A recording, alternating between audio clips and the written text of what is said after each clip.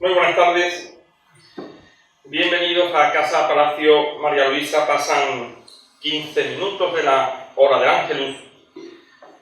Para los que somos muy marianos y fervorosos amantes de la Santísima, la hora del Ángelus, que nosotros cada día aprovechamos en este momento para dirigirnos a ella. Y hoy en un día tan bonito de este otoño jerezano, en este entorno en el que viene acogiendo desde el pasado día 1 un ciclo que especialmente a los cofrades en este mes de noviembre nos está haciendo una ilusión muy importante. Hoy les decía que venían hasta nosotros dos personas que de elevado nivel cultural y muy dedicado a las tradiciones, como estamos dedicando todo este ciclo, en este caso dedicado al mundo textil. Las ponencias en que don Gabriel Ferreras y doña Lourdes Fernández nos acompañan desde la ciudad de Sevilla.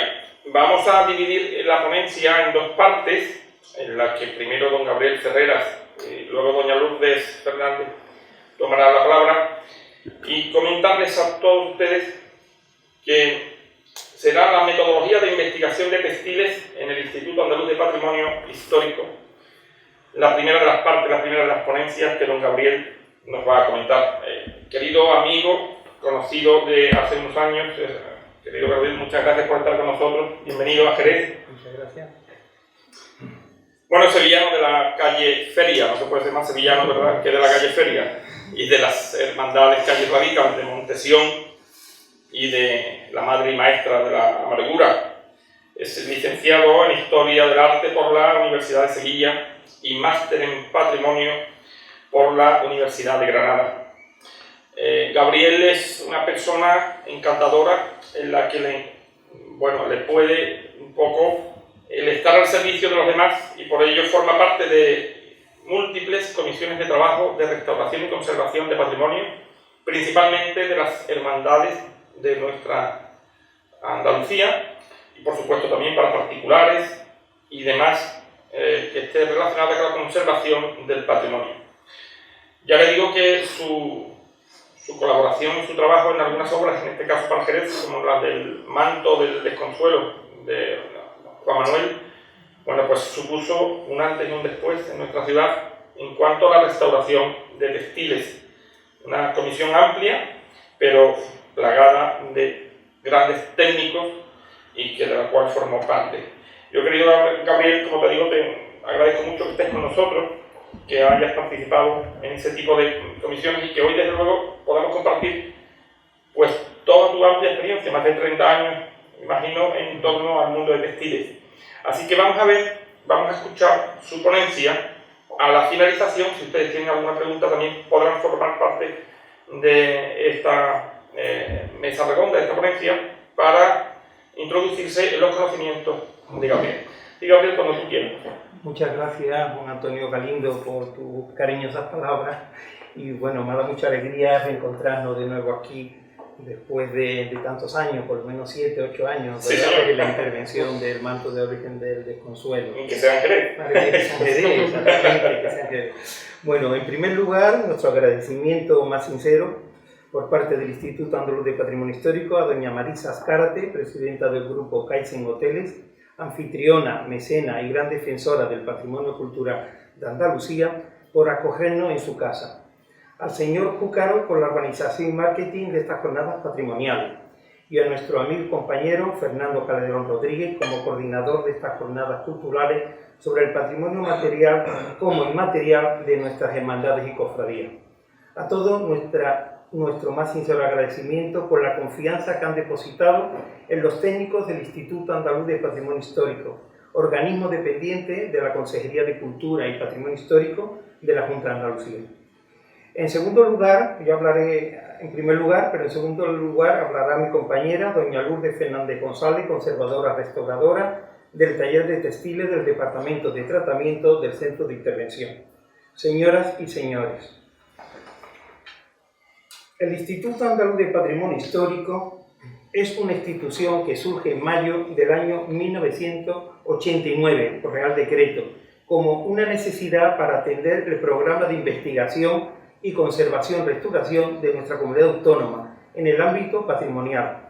Su transformación a lo largo de este periodo atiende a las necesidades de reorganización debido a su consolidación como referente internacional y nacional en el ámbito del patrimonio cultural. Desde su inicio hace ya 30 años ha tenido unos ámbitos de actuación bien definidos,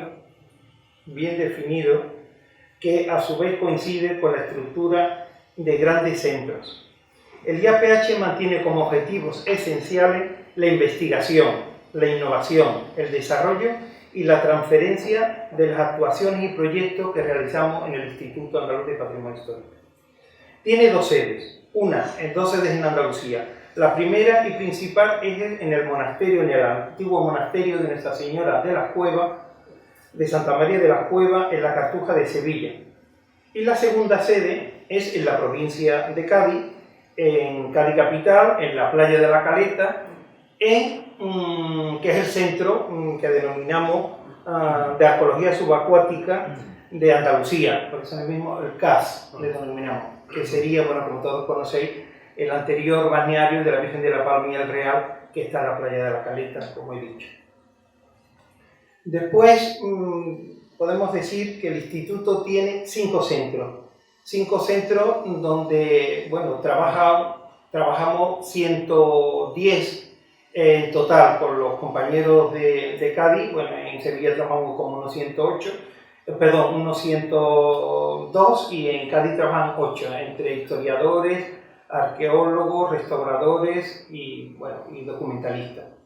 Esta es la sede, lo que estoy poniendo es la sede de Sevilla, que, bueno, era la parte del monasterio, pero la zona, diríamos, donde estaban los legos, y después también unos pabellones que unos los tenemos como laboratorios y otros los tenemos como centros de formación, que son unos pabellones que se hicieron en el 19 cuando lo adquiere el Marqués de Pisma y lo transforma en fábrica de cerámica, de losa. El Centro de Documentación y Estudios es el centro donde se documentan todos los bienes de Andalucía. Diríamos, esa es la primera. Una norma del patrimonio fundamental es conocer para proteger y proteger para conocer. Entonces, la primera norma de conservación del patrimonio es conocer. Entonces, lo primero que se ha hecho por parte del Centro de Documentación y Estudios es catalogar todos los bienes inmuebles que hay en Andalucía. Entonces, tenemos tanto los edificios religiosos como los edificios civiles. Todo eso están, diríamos, pues, catalogado, inventariado y catalogado. Después también están todos los centros arqueológicos. También están ya todos documentados y catalogados. Y por último, estamos con los bienes muebles, que son ya mucho más complejos. Hay muchísimos, porque en Andalucía casi el 80% es religioso, entre las parroquias, las 12 catedrales de Andalucía, que es por donde hemos empezado, y dentro de esas pues tienen todas las tipologías de bienes, desde tejido, que hay unos terrenos maravillosos en todas las catedrales, después pues la rejería, la escultura, la pintura, la retablística, la platería, la documentación también gráfica, los archivos y tal. Y eso es lo que el Centro de Documentación está llevando a cabo con un convenio entre las universidades de las distintas provincias, y estamos pues catalogando ya todos los bienes de la iglesia. También se ha hecho una catalogación urgente en los conventos de clausura, porque los conventos de clausura, como están agrupándose, desapareciendo y tal, pues lo primero, para que ese patrimonio no se pierda o no se venda y tal, pues también hemos hecho una campaña de documentar todo lo que hay en los conventos andaluces. Y eso, como digo, es con un convenio con las universidades y siempre con la facultad de historia, de geografía e historia, o las que son de historia del arte con historia del arte, ¿no? Eso es un convenio que hace el Centro de Documentación, además de hacer una guía, diríamos, que sirve a nivel patrimonial turística, que la puede conservar. El Centro de Documentación lo que se dedica es a documentar todos los bienes de Andalucía. Después tendríamos otro centro, que es el Centro de Inmuebles, Obras, Infraestructuras, que es donde están los arquitectos y los que se dedican a la rehabilitación de edificios. Por ejemplo, ahora mismo estamos interviniendo pues, en la Catedral de Málaga y, bueno, y hemos intervenido pues, en la Santa Cruz de Cádiz, a nivel de arquitectura, en el Santo Cristo de Málaga, en la Iglesia del Salvador de Sevilla, en el Palacio de la Presidencia de San Telmo. Todo eso lo llevan los arquitectos que pertenecen al Centro de Inmuebles y Obras e Infraestructura. Y también ahí tenemos 4 laboratorios. Tenemos el laboratorio de geología, donde se estudia todo lo que es material de piedra, de cales, de todo lo que son, diríamos, pues, objetos pétreos y materiales de obra y tal. Después tenemos el laboratorio de biología, que ahí analizamos pues, todo lo que son las maderas, todo lo que es, diríamos, plagas de insectos, todo lo que son líquenes, todo lo que relaciona con la biología, que muchas veces bueno, encontramos con obras, bueno, los edificios que tienen pues, muchos problemas, la piedra a nivel de biológico, y también pues, muchas veces las esculturas, nos hemos encontrado con esculturas muy importantes que tienen incluso una pudrición parda, entonces el biólogo es el que lo tiene que analizar, y también hace una labor muy importante que hace la disectación en gas inerte, en gas argón, para que de alguna manera todo lo que sea insectos xilófagos y tal, pues desaparezcan en esa primera intervención que hay que actuar en los talleres. Se hacen los talleres, se introducen en bolsas de plástico y tal, y se introducen las obras, y según el biólogo está un tiempo determinado y también la cantidad de gas argón que se le introduce, ¿no? Para que de alguna manera se quede sin oxígeno. Al quedar sin oxígeno, pues todo bicho viviente pues muere, digamos. Después tenemos también el laboratorio, que es muy interesante, que yo cuando queráis vaya a Sevilla, encantado de recibirlo allí en el instituto, es el de paleobiología y paleontología, que es, diríamos, el de donde se analiza también, pues, junto con los restos arqueológicos, todo lo que encontramos de animales con relación con la alimentación, las distintas épocas. Hemos analizado las pescaderías reales, las carnicerías reales, los pozos de la Cartuja, donde aparecían las conchas de Galápagos famosos para hacer la sopa de los cartujos y tal. Entonces, bueno, es muy interesante. Bueno, también algún elefante, algunos restos, digamos, arqueológicos, pues han encontrado también por el laboratorio de paleobiología. Después tenemos el laboratorio de química, que el laboratorio de química es también importantísimo para nosotros, y hay dos sesiones. Una de inorgánico, que es donde se analizan los metales, por lo tanto todos los metálicos de los textiles, pues lo analizamos para ver la calidad del oro, de la plata, del cobre que lleva, y bueno, eso nos da muchas pistas, sobre todo a las restauradoras de tejido, y a la hora también de reponer de la misma calidad ese hilo de oro, ¿no? Y después tenemos también todo lo que es orgánico, y bueno, se analizan pues, los pigmentos, se analizan pues, las fibras si son de seda, de lino, también la de los lienzos, que son muy importantes, que nos dicen también muchas veces de la época y de la escuela de donde vienen. Hemos encontrado con tela a lo mejor de lino, pero que vienen de Italia, tipo mantelillo y tal. Entonces, bueno, pues eso nos ayuda mucho también a los historiadores y a los exploradores, pues, clasificar, diríamos, los tejidos y de dónde proceden las telas y tal. Después, ya he dicho los 4 laboratorios: biología, química, paleobiología y geología. Y después ya pasamos a lo que es el centro. Tenemos un centro de formación y comunicación, donde, bueno, además la parte de formación, organizamos un máster que va dirigido a los arquitectos ya posgraduados y que se quieren especializar pues, en la restauración de edificios históricos y tal, y entonces pues hacen el máster de 2 años, y es dirigido, como digo, a arquitectos, historiadores y restauradores que se quieran dedicar a la restauración o rehabilitación. También tenemos otros cursos, cortos a lo mejor, por ejemplo, hemos dado algún curso de encaje, hemos dado algún curso de tapices, de piezas de bordado, depende también, bueno, ahora vamos a dar uno sobre los archivos de las hermandades, si Dios quiere se celebrará 1 de diciembre, y va dirigido a los encargados de los archivos de las hermandades, para que sepan manipular y utilizar, diríamos, pues, esa documentación, ¿no? Y después también tenemos comunicación. El Centro de Formación y Comunicación tenemos un boletín que es el PH, y bueno, pues que siempre se escribe pues, las obras más importantes que restauramos, y también, bueno, pues le damos cabida a todo el que quiere participar en el boletín con algún artículo interesante y tal, pues también le permitimos que pueda publicar en nuestra revista. Y también tenemos unos cuadernos técnicos, cuadernos específicos, algunos sobre la carta de los terremotos, por ejemplo, en Andalucía. Tenemos también de la Capilla Real, hicimos un monográfico cuando restauramos la Capilla Real de Granada. En total, que también hacemos algunos cuadernos específicos y tal sobre algo muy concreto.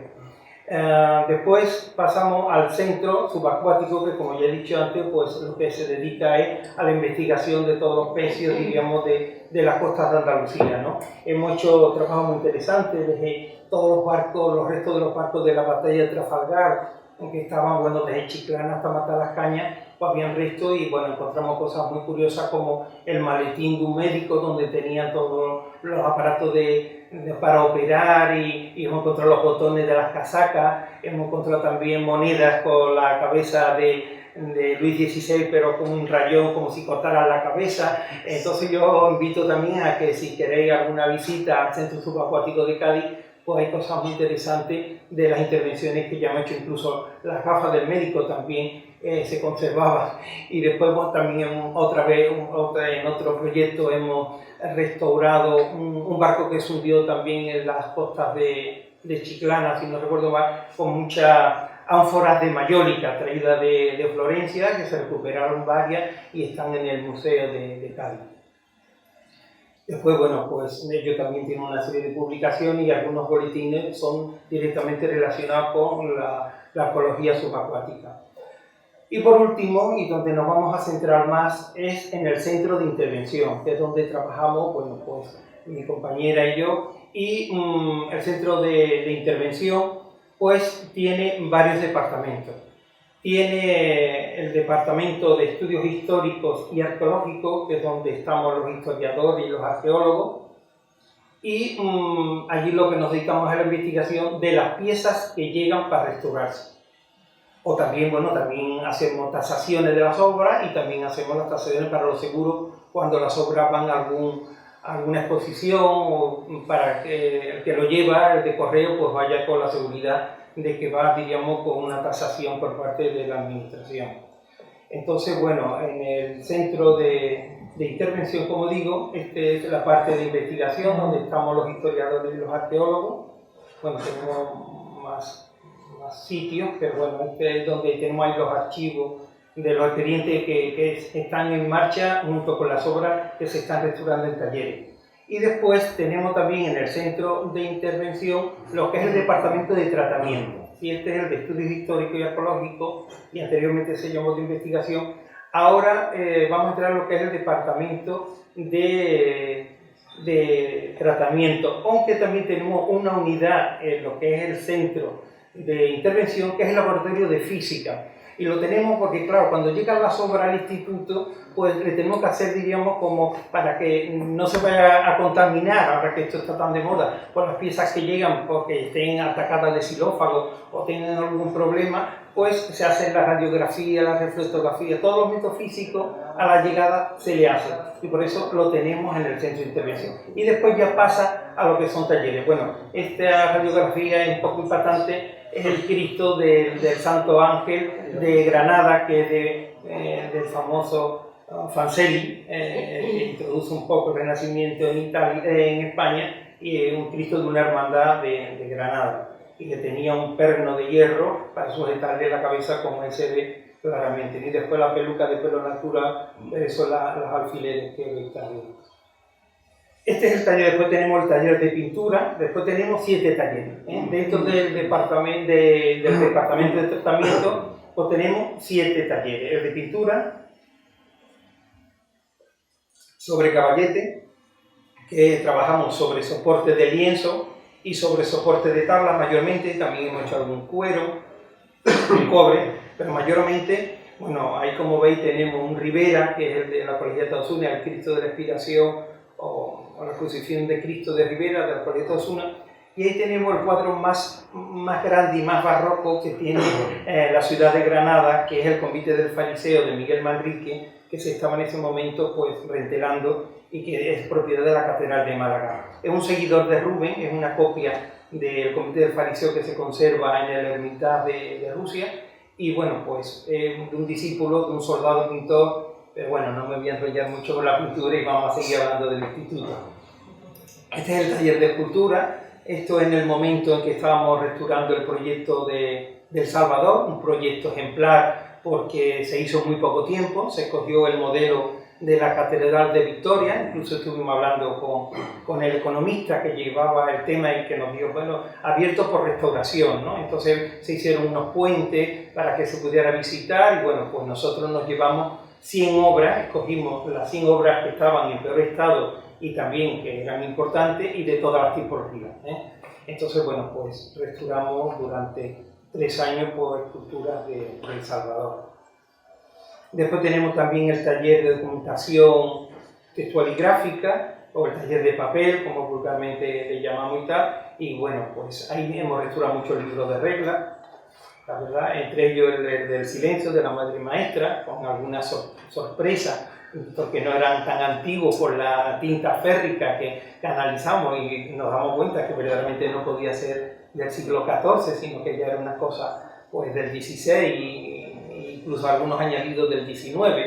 Entonces, bueno, eso también es importante, pues situar las cosas científicamente con su verdad. Tenemos también el taller de platería y metalistería, que también hemos hecho también, bueno, pues, por ejemplo, el palio antiguo de la Macarena, que ahora lo tiene una hermandad de Aracena, la Virgen de la Concesión de Aracena, y que, bueno, era de Ruhr, de una fábrica de metal catalana y tal, y fue muy interesante la intervención. Y bueno, también hemos hecho muchas cosas de ráfaga, de corona, de vírgenes y tal. También tenemos el taller de arqueología. Esto es un carro de un yacimiento arqueológico de Huelva.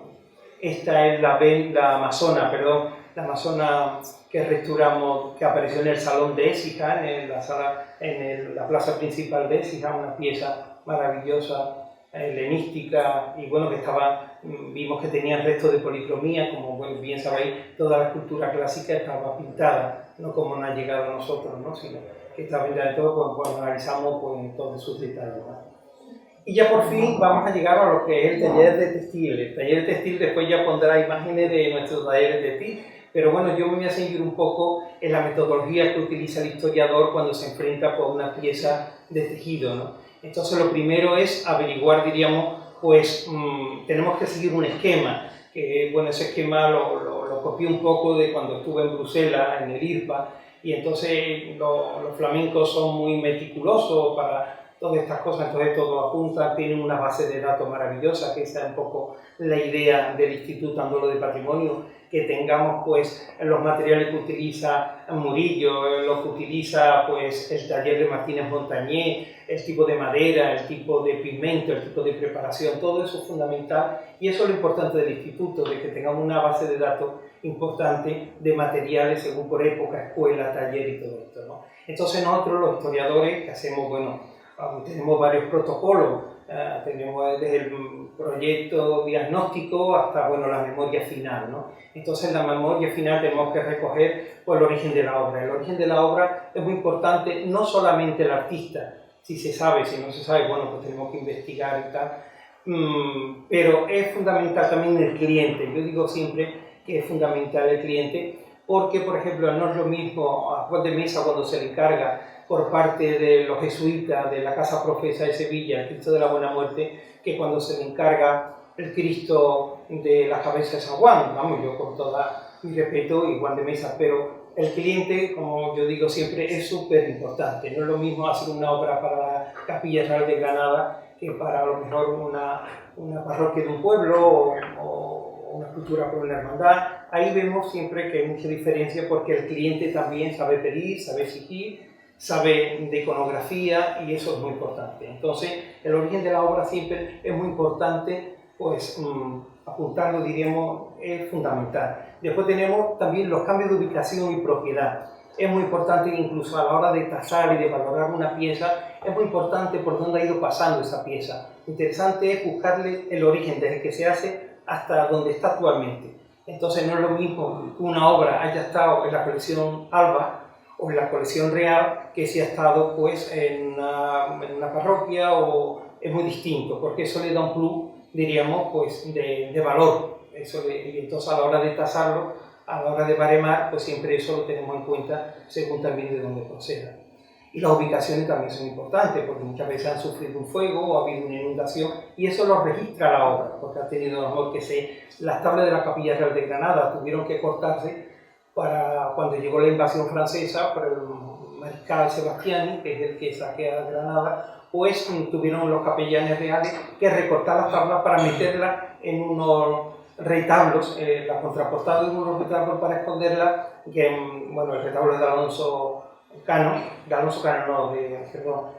de Mena, y entonces pues recortaron algunas tablas, que eran buenos de Diribú, de Merkley, de Juan de Flandes, cosas muy de Botticelli y tal. Entonces, eso también es muy interesante porque se cortaron, pudimos comprobar cómo se ajustaron a las contrapuertas, diríamos, de esos retablos, y bueno, es muy interesante, diríamos, pues las modificaciones que sufren las piezas, ¿no? Por ejemplo, el Cristo de San Esteban, un Cristo que es de barro cosido a la cabeza y tal, encontramos 4 copias, de hecho una estaba en ese momento cuando estábamos restaurando el Cristo en un anticuario de Sevilla, en plata, pues encontré el busto y le dije al hermano mayor, que en ese momento era el presidente del Consejo de Cofradía, Manolo Román, de Sevilla. Yo hablo mucho de Sevilla, yo lo siento porque es lo que más conozco.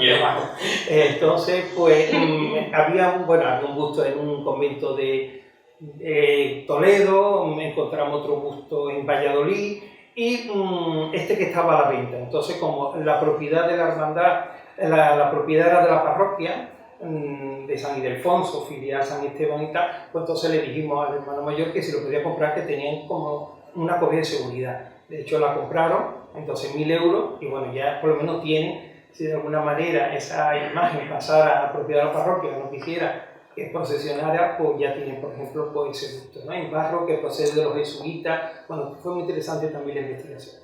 Entonces, por eso digo, la modificación, todo eso es importante. Ahora, también las restauraciones algunas están documentadas, pero otras, por ejemplo, no están. Sí es muy interesante que en los tejidos encontramos muchas intervenciones porque meten documentos dentro, que eso se lo agradecemos muchísimo a los historiadores, a los bordadores y a todos los que trabajan en el mundo de los mantos, porque meten en la entretela y el forro, pues siempre meten alguna documentación y ahora contaré alguna anécdota muy simpática de algunas piezas interesantes.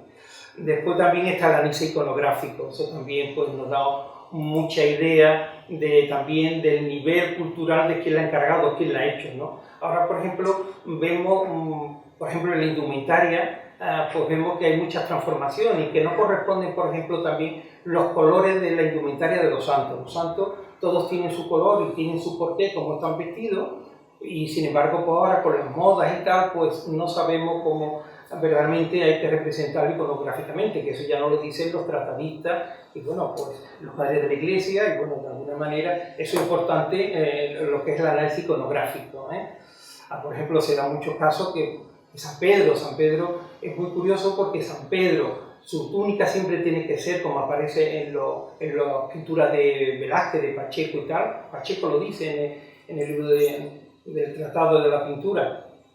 A San Pedro, por ejemplo, hay que vestirlo siempre de azul y el mantolín, diríamos, amarillo. El azul es el color de la melancolía y por lo tanto, como negó a Cristo, 3 veces, pues siempre, cuando está a San Pedro hay que vestirlo de azul, que es el color de la melancolía. Sin embargo, en las cofradías hay un hecho que se viste de morado, porque yo creo que ha habido un momento en que se ha desvaído el color, se ha desteñido, y claro, como sabéis, el azul con el rojo da el morado, y sin embargo, pues se sigue poniendo la túnica morada, que es incorrecto iconográficamente. Y el mantolín amarillo, que es la realeza, el pontificado, el primer papa, eso es correcto. Entonces, eso es muy importante, que se sepa de iconografía y que se sepa también a la hora de intervenir cómo hay que hacer las cosas correctamente. Por ejemplo, la Virgen, y después también es muy importante saber también, nos da mucha idea, por ejemplo, la Inmaculada. La Inmaculada se empieza a vestir de blanco la túnica y el manto más celeste, no tan azul, a partir de las visiones de Santa Beatriz de Silva, la fundadora de la Clarisas Confesionistas, y también del padre Salmerón en Valencia, el jesuita, ¿no? Entonces, claro, anteriormente se representaba, en la época de Pacheco y tal, la túnica con los jacintos y el manto azul oscuro. El manto también, como sabéis, el azul significa la eternidad, por eso la Virgen lleva el manto azul. Y a partir de eso, pues, se empieza a representar a la Virgen pues, con la túnica blanca y el manto azul. Es como la Virgen de Lourdes, cuando la ve Bernardet, dice que era una señora vestida de blanco con un fajín celeste y 2 rosas amarillas en los pies. Bueno, pues eso es como hay que representar a la Virgen de Lourdes, no le podemos cambiar la iconografía. O la Virgen de Fátima, los pastorcillos pues dicen que es de blanco con un rosario, por eso también lo ponen los dominicos y tal. Entonces eso es muy importante, seguir la iconografía de los santos y bueno, y de todo, y de la mitología y de todo esto, ¿no? Otro análisis que hacemos los historiadores que es importante es la morfología. La morfología es, diríamos, lo material. Entonces, dependiendo de la obra que sea, de la tipología de bien que sea, tenemos que hacer una lectura correcta. Por ejemplo, en un retablo siempre empezamos desde el sotobanco, del banco hacia el ático, pero tenemos que nombrar cada cosa con su nombre. El banco, el primer cuerpo con sus calles, el segundo cuerpo, el ático, todo tiene su nombre. Incluso en los que son, diríamos, las hornacinas, también tienen sus partes, y a la hora, por ejemplo, de hablar con los restauradores y con los arquitectos, cuando interviene un retablo, tenemos que ponernos de acuerdo cómo se llama cada cosa y lo que es correcto. Entonces, eso es muy importante. Por ejemplo, los Cristos, los crucificados, hay que leerlos siempre de arriba hacia abajo. Entonces empezamos con el pelo, la frente, la ceja, los ojos, vamos describiendo cómo es. Y además, los artistas repiten los grafismos, repiten las mismas formas de trabajar los ojos, la misma forma de trabajar las orejas. Entonces eso es muy importante de ir describiendo y comparando. Eso después es otro análisis que hacemos, la comparación estilística, pero la descripción es fundamental. Tenemos que ir anatómicamente describiendo todo, Eso es muy importante. Y también, bueno, pues ahí estamos también viendo la madera, que nos dice el biólogo, y el estudio cronológico, pues nos dice, pues esto es de Peral, o esto es la italiana. Si esto es roble, el roble siempre era con la flamenca, nada más que utilizan roble porque es un material muy bueno y además lo dejan curar 10 años. Además tienen el contraste de cada ciudad, tienen la madera el contraste. Allí hemos restaurado algunas tablas flamencas y tenían el contraste de la ciudad de Albero, la ciudad de Brujas y tal. Entonces eso es bastante importante también, el análisis morfológico de lo material. Después tenemos el análisis estilístico, que ya diríamos, pues en un cuadro pues estamos viendo la composición, la perspectiva, la luz, el color. Eso también es importantísimo. Por ejemplo, en el mundo barroco todas las composiciones son en diagonales. No podemos ver un cuadro barroco como en el Renacimiento, que son todas verticales, con los santos muy en la Virgen en el centro, los santos alrededor. Todas esas cosas también nos va para encuadrar, digamos, la pieza, para saber de qué momento es muy importante. Otra cosa importantísima, la indumentaria, porque las modas también iban cambiando cada muy poco tiempo. No creamos que la moda es como ahora, que también cambiamos con mucha facilidad. También todos los retratos de corte y eso van cambiando, los cuellos, las influencias, después también las modas como los reyes, bueno, más que los reyes católicos, bueno, los reyes católicos vestían a la morisca y las tablas flamencas vemos que tienen mucha influencia porque las telas moriscas nazaritas eran mucho más ricas que las que tenían en Castilla. Entonces también cuando viene la corte con Felipe II, de la infanta Margarita, que se casa con el único hijo de los reyes católicos, el infante Don Juan, pues traen también la moda borgoñona. Entonces también todos los cuadros y todas, porque además también se representan las imágenes de los santos anacrónicamente. Normalmente, menos la Virgen y el Señor, los demás santos siempre se representan anacrónicamente, con tejido y con la indumentaria de la época. Y indumentaria rica como es natural. Entonces, una Santa Lucía o una Santa Bárbara, bueno, pues las ponen como una reina. Entonces, eso es muy importante saber de indumentaria y saber por la influencia que tiene. Por ejemplo, en la época de los infantes, bueno, de Felipe el Hermoso y tal, y Carlos V, es la moda flamenca que se impone en toda Europa. Y eso porque el emperador dominaba, diríamos, toda Europa, ¿no? Entonces, eso es muy interesante. Después, muy interesante, en la época de Felipe II, por ejemplo, cómo esa moda ya la desbanca la moda española.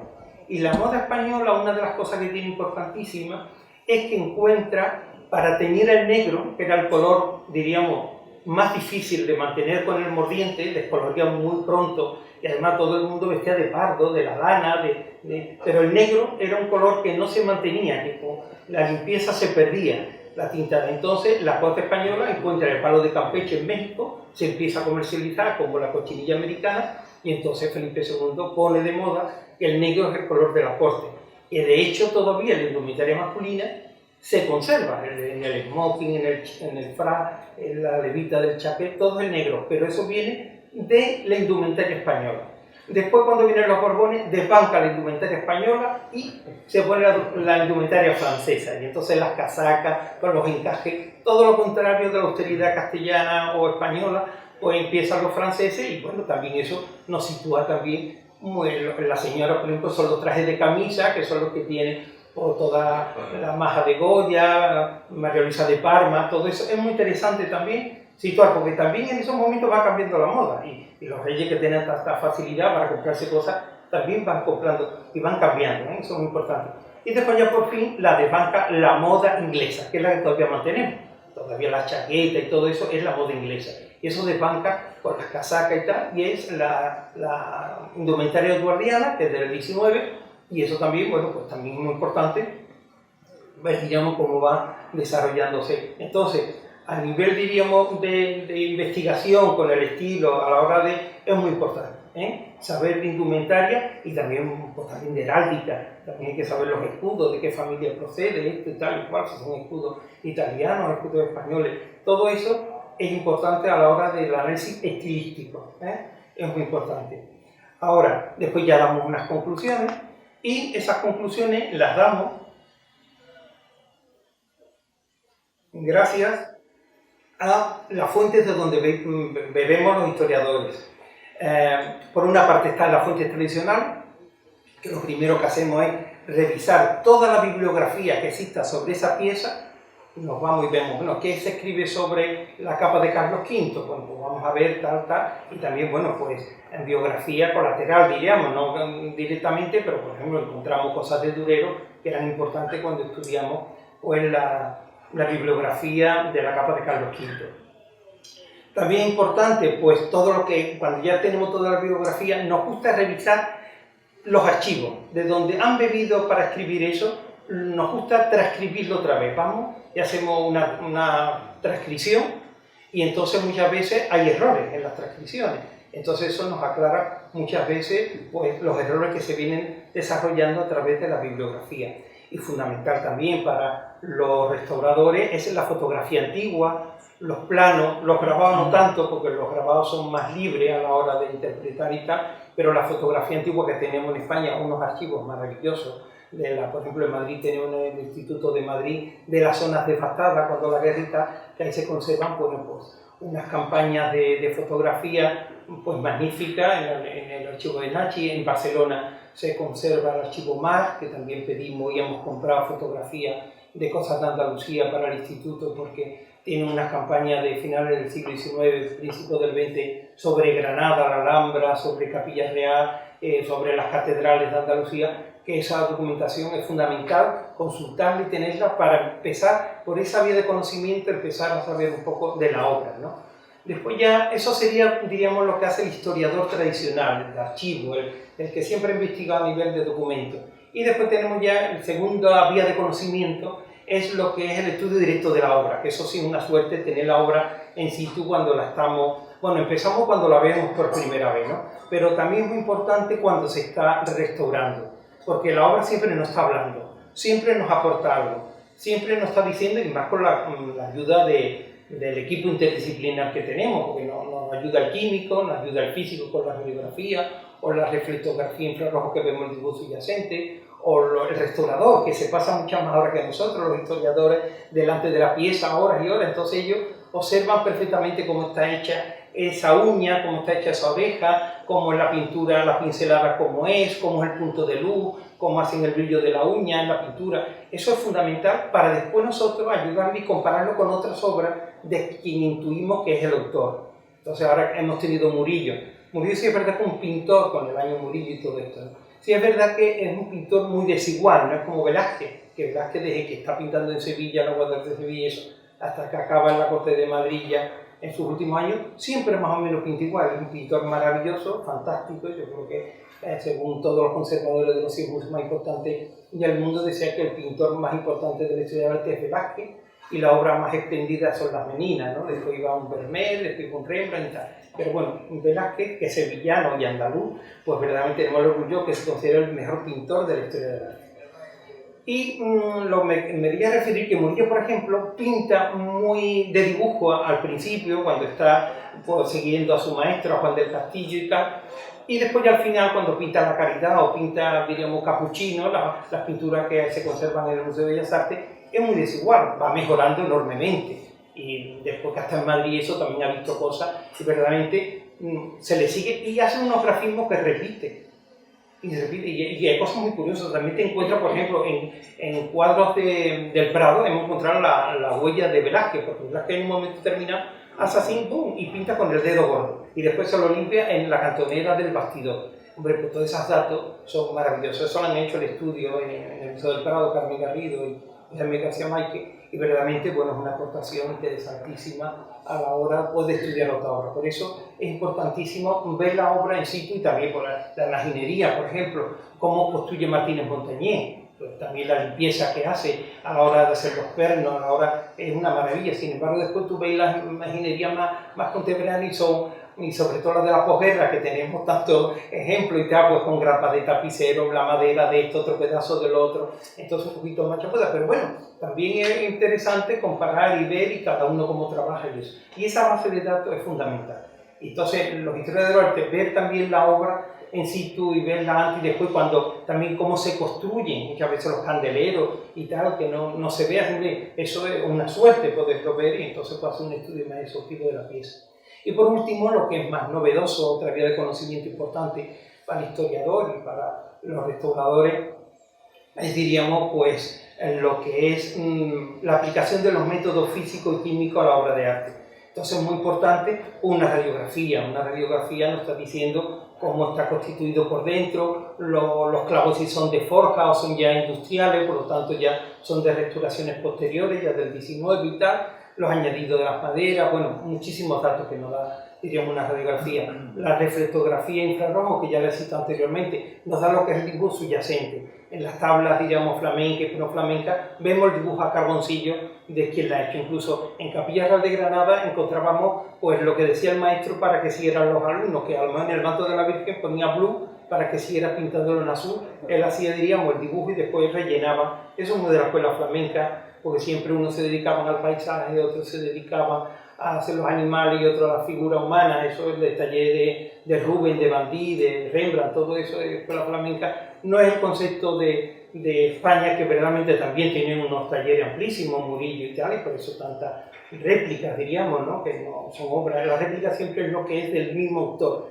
la copia de otro autor, pero la réplica, por ejemplo, la réplica es la maja vestida y la maja desnuda de Goya, pero con variación, ¿no? Porque una está vestida, pero es del mismo autor, por lo tanto una réplica, y es el mismo motivo. Entonces, eso pues, nos aporta mucho. También muy importante el estudio de la madera, como he dicho anteriormente, ¿no? Si es un roble o es peral o es pino de Segura, que es lo que encontramos mucho por Andalucía. El estudio de la analítica, los pigmentos. Muchos pigmentos se utilizan en una época. En otra época no existe el azul de Prusia, es un pigmento del 18. Por lo tanto, un Murillo nunca puede tener un azul de Prusia, porque es un pigmento que encontró un alemán, empieza a utilizarlo a partir de 1704 y en Andalucía los primeros que utilizan el azul de Prusia es Domingo Martínez, ¿no? Domingo Martínez el que, por ejemplo, tiene los pigmentos, los azules de los cuadros de San Telmo. Y ya, bueno, me voy a centrar, aunque voy a cortar porque si no mi compañera no va a hablar. Y entonces yo voy a decir 4 obras importantes de tejido y tú ya hablas de tejido, porque si no yo me enrollo mucho y no es plan de... Ya, bueno, sabéis un poco cómo utilizamos la metodología, sobre todo en el centro de intervención. También deciros que tenemos el servicio de lo que queráis, que cualquier restaurador, cualquier investigador que quiera saber algo, allí están toda la documentación, menos la de algunas hermandades que nos piden que por favor las imágenes de vestidas, sobre todo de las vírgenes de candelero, de los cristos de vestir, pues que no se enseñen. Pero sin embargo todo lo demás es público. Pero claro, tenemos que tener, porque algunas consideran que son imágenes irreverentes. Yo creo que no, porque todas son científicas, pero claro, a lo mejor ver el gran poder, pues si la cabeza fuera del cuerpo, que también es verdad que en el gran poder intervenimos durante 8 lunes haciéndole todos los métodos físicos y químicos, después los restauraron los hermanos Pusolín, excelentes restauradores de Madrid, del Instituto de Madrid, pero durante 8 lunes estuvimos viendo de 1:30 de que se acaba el templo hasta las 6 que abría, por la radiografía, la reflectografía, los pigmentos, la ultravioleta, hicimos todo el análisis de la madera, todo eso. Entonces eso después le sirvieron al Pusolín para la intervención, ¿no? Hicimos también, diríamos informáticamente, virtualmente, todo lo que era la reconstrucción de la policromía, los regueros de sangre. Después, bueno, Isabel Poza, que fue la que hizo la reintegración y tal, bueno, se quedó ahí poco también la hermandad lo que le pidió. Yo hubiera sido un poquito más atrevida, hubiera llegado un poquito más. Yo hubiera repintado y, bueno, sí, reintegrado, no repintado, reintegrado un poquito más. Pero bueno, eso también hay que respetar la propiedad y también la connotación devocional. Eso es muy importante en Andalucía. Eso en otros sitios no se comprende. Pero aquí nosotros, por supuesto, lo comprendemos y en las comisiones y eso lo tenemos muy en cuenta siempre por el valor devocional, porque eso es un valor muy importante y es lo que ha hecho que también mantengamos las Semanas Santas extraordinarias que tenemos y todo el patrimonio tan rico que tienen las hermandades de Andalucía. Por lo tanto, nosotros como buenos andaluces también, pues nos encargamos de que esa connotación devocional hay que respetarla 100%. Bueno, voy a contar 3 ejemplos, 4, porque así no. Entonces aquí tenemos una de las piezas primeras que hicimos en el taller de textiles, como se llama en Lyon y todo esto. Bueno, pues el terno chapado de Fernando el Católico de la Capilla Real de Granada. Esta es una casulla que según cédula real regala el rey Fernando en el 13 de septiembre de 1504 a la Capilla Real de Granada. Y es un tejido muy interesante porque es un terciopelo, la tela base es un terciopelo veneciano con los escudos de la Casa Real de ese momento, que es los leones y castillos. Bueno, esta es la dalmática, después si quiero hablo de las partes, y esta es la capa pluvial. Esta capa pluvial está en Lyon, esta se la lleva cuando saquea la Capilla Real de Granada el Sebastiani, pues se lleva esta pieza, se dio cuenta que era una pieza importantísima y entonces se la lleva entre las cosas que robó de... Menos mal que las tablas flamencas las escondieron, como he dicho anteriormente, y no se pudo llevar. Algunas se llevó, pero vamos, no la mayoría. Y entonces, bueno, pues esto se conserva en el Museo de Lyon, porque después esto pasó a una colección, el Sebastiani como Sur, venden los murillos y venden todo lo que pueden, y sobre todo los descendientes, y entonces esto se subastó en el Hotel Ritz de París a final del siglo XIX, venía de una colección, de la colección Spencer, como consta en el Museo de Lyon, y pues es del terno chapado de Fernando el Católico, que sale en los inventarios desde 1625, que se hace un inventario por el emperador y tal, se está citando esta pieza. El terno brocado del rey católico y conserva 2 dalmáticas con sus collares, el frontal de altar, el paño de púlpito, las estolas, los manípulos, la capa fluvial. Al final, ya en los últimos inventarios, pues no ha llegado solamente la casulla que he puesto anteriormente y 2 dalmáticas, y una sin el collar. Esta capa, como he dicho, está en el Museo de Textiles, el Museo de Textil de Lyon. Y bueno, pues es una maravilla, una pieza, como digo, pues el tejido base, por ejemplo, está formando con los escudos, la heráldica de Isabel y de Fernando. Empezando por el castillo con las 3 almenas, clásico de Castilla, el primer reino de la reina Isabel, y después también tiene el águila de Sicilia, no sé si, bueno, no sé si se ven las barras de Aragón y el león rampante, ¿no? Y después ya introducen, como ya en 1504, 12 años después de la conquista de Granada, introducen la granada. La granada, como sabéis, tanto en la Iglesia como en España, simboliza la unificación del reino, ¿no? Después Navarra se añade unos años después, pero bueno, como sabéis. Y entonces ellos encargan esta tela, en una tela, como digo, de terciopelo, con bucle de metálico y tal, y teñida con cochinillo, con kermes, que es el colorante rojo medieval. Sin embargo, el orfre, que es la cenefa, diríamos lateral, o central, perdón, vamos a ver, que no sé, bueno, vuelvo otra vez. Bueno, esto es también el orfre o la cenefa, y en la casulla es la zona central, ¿no? Entonces, sin embargo, tiene varias intervenciones, hay una intervención importante donde recortan porque se pone de moda, no la casulla planetaria, que es la que se usaba, hasta ahora son las que usan también, locura, que son muy amplias y tal, sino que se recortan y se pone un tipo más de guitarra o de violín, después ya en el 18 se achican también. Por eso es muy importante también las modas, e incluso la liturgia también, en los ornamentos litúrgicos van cambiando las modas, ¿eh? Entonces, como la forma de vestir a las imágenes, también eso va cambiando, que ya creo que tenemos una charla fantástica y tal. Pero la casulla, por ejemplo, pues encontramos trozos de tela, también la he recortado y haberla puesto en los parches de la misma tela metida de una intervención que está documentada de un tal Alonso Núñez y de Alonso de Villalón, que son bordadores de Granada del siglo XIX, que ya restauran esta casilla. Pues bueno, pues la restauramos en el instituto en el 96, creo que fue.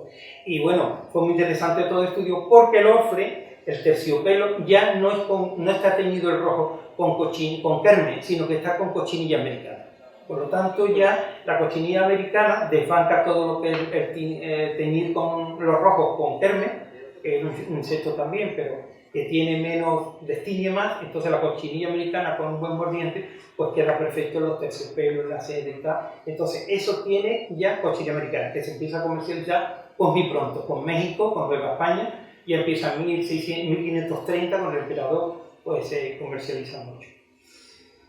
Bueno, esto también fue muy interesante estudiar las capilletas, todas están hechas con lentejuela o chapa, diríamos, con una aleación muy buena de plata, muy poco cobre y un baño de oro, y representa a los apóstoles, la mayoría son los. Y en la filatelia que tienen en la cabeza, no sé si lo aprecian, ahí también apareció como unas leyendas en la filatelia donde ponía el credo apostólico, el credo de San Agustín, en latín. Entonces fuimos también viendo que era el credo que se rezaba en ese momento, ¿eh? Bueno, esto es un trabajo maravilloso de las chapas y las sedas de color y tal. Esto ya es un tema también que tiene en la parte superior de la casulla, que ya es un tema muy renacimiento. Esto, aunque las capilletas y eso son, diríamos, pues muy góticas, tiene un arco conopial y tal, pero sin embargo, y las columnas ya van siendo un poco más renacentistas. Entonces ya vemos que en 1504, cuando el rey regala este terno completo, pues verdaderamente había, bueno, pues ya unas influencias del Renacimiento muy importantes.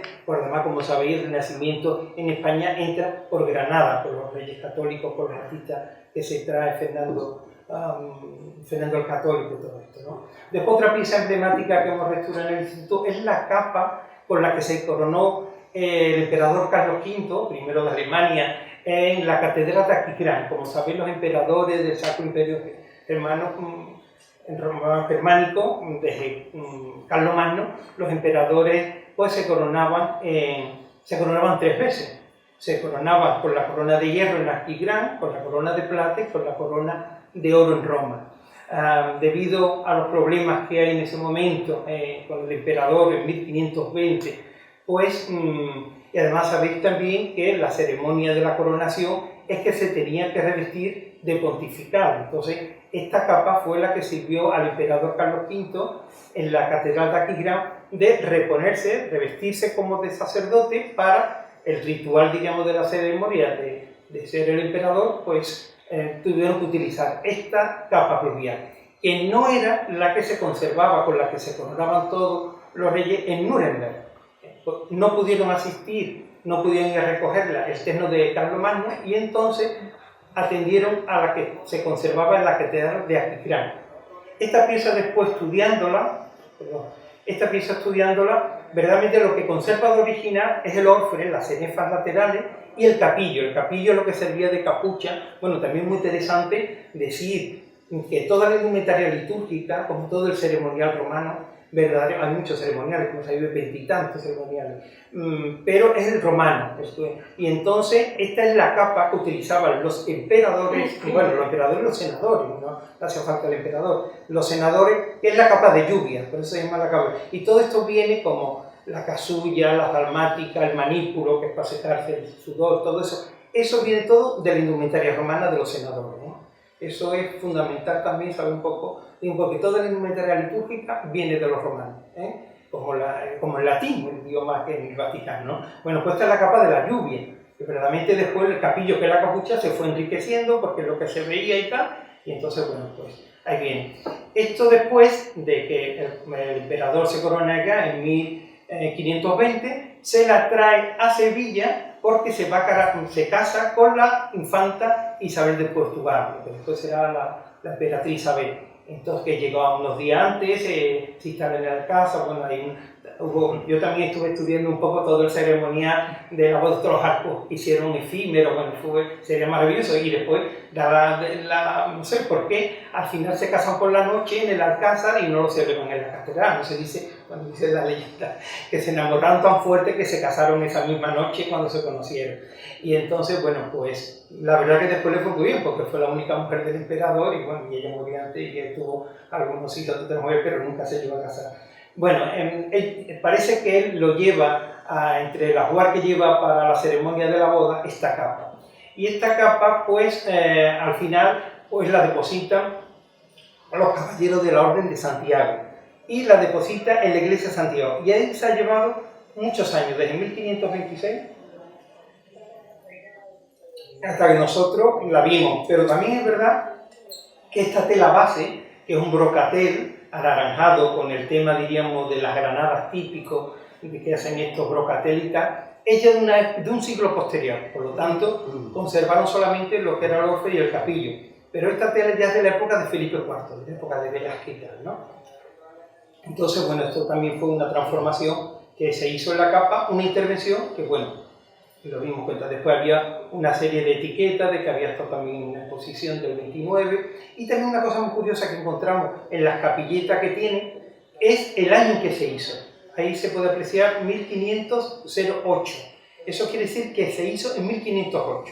Está hecho en hilo, y además el estilo está claro que es muy flamenco, y es de Malina, porque además el emperador, como sabéis, se educa con la viuda de su tío, como muere el infante Don Juan, su madre, Juana de Castilla, se queda aquí con Felipe Hermoso, pero él se educa con la que se casa con la infante Margarita, que es al mismo tiempo la hermana de Felipe el Hermoso. Entonces ella fue la que lo educó en Malina.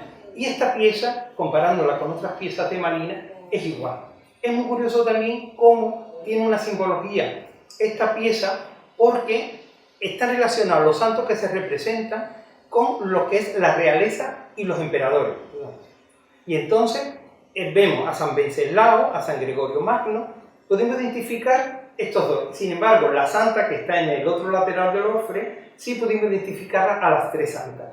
La santa, diríamos, que tenéis a la izquierda es Santa Elena, la madre del emperador Constantino, con una cruz de abadesa. También es muy curioso la indumentaria porque es a la usanza flamenca de ese momento.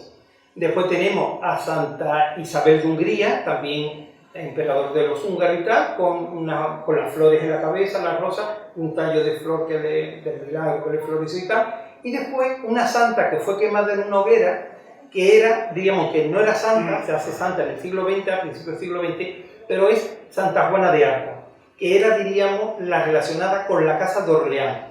Entonces, bueno, pues también es muy curioso cómo los motivos decorativos y los santos que han escogido, todo está muy relacionado con la realeza.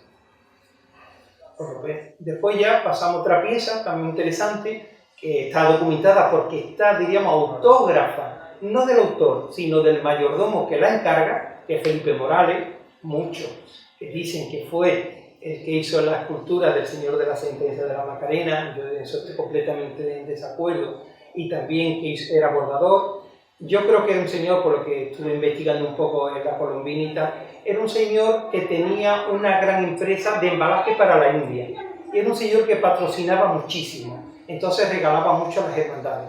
Entonces a la Sacramental de El Salvador, como era feligre de esa parroquia, pues regaló muchas cosas. Entre otras cosas, esta pieza maravillosa, que está hecho todo en hojilla, y que pone también el año en que se hizo, 1687, y el mayordomo Felipe Morales, ¿no? También tiene la simbología del Salvador, que es la bola anillada y coronada por la cruz, como veis en esa cenefa central. Y bueno, es una pieza que después ha servido de inspiración, sobre todo a la diseñadora del taller de Olmo, Herminia Álvarez, ¿no? Que vemos el manto de la Virgen de las Lágrimas, por ejemplo, o lo del silencio, ¿no? Aquí vemos un poco. Entonces, bueno, la verdad que es muy interesante, bueno, pues todo. Otra pieza importante que restauramos en el instituto es el pendón real o bandera real de los Reyes Católicos del Ayuntamiento de Granada, con el que sortea todos los 2 de enero de 1492, pues en Granada al Ayuntamiento, y que también llevan a la Capilla Real cuando se dice la misa delante del sepulcro de los Reyes Católicos y de Juana la Loca y Felipe el Hermoso. Entonces, esta bandera no puede ser, diríamos, de los Reyes Católicos, porque la heráldica me está diciendo que tiene los escudos, sí, de la Casa de España en la parte de arriba, la de Aragón, Sicilia y Castilla, León y todo esto, pero tiene también la Casa de Austria y todos los escudos que componen la Casa de Austria. Esto sería lo correcto, de esta forma. Sí, es verdad que tiene el águila de Isabel la Católica, que es la campara, diríamos, la que protege la gran devoción, como sabéis, de Isabel la Católica, son los santos Juanes, sobre todo San Juan Evangelista, porque su padre era Juan II, y a todas las fundaciones van a nombre de San Juan, ¿no? San Juan Bautista y San Juan Evangelista. Bueno, pues ahí tiene, diríamos, lo que es, diríamos, todos los reinos de la Casa de Austria también, Brabante, Bruselas, bueno, Austria Viejo, todos los emblemas, toda la heráldica. Después tiene el toisón también de Borgoña, bueno, total. Que eso también ya nos dice que ese no puede ser de los Reyes Católicos.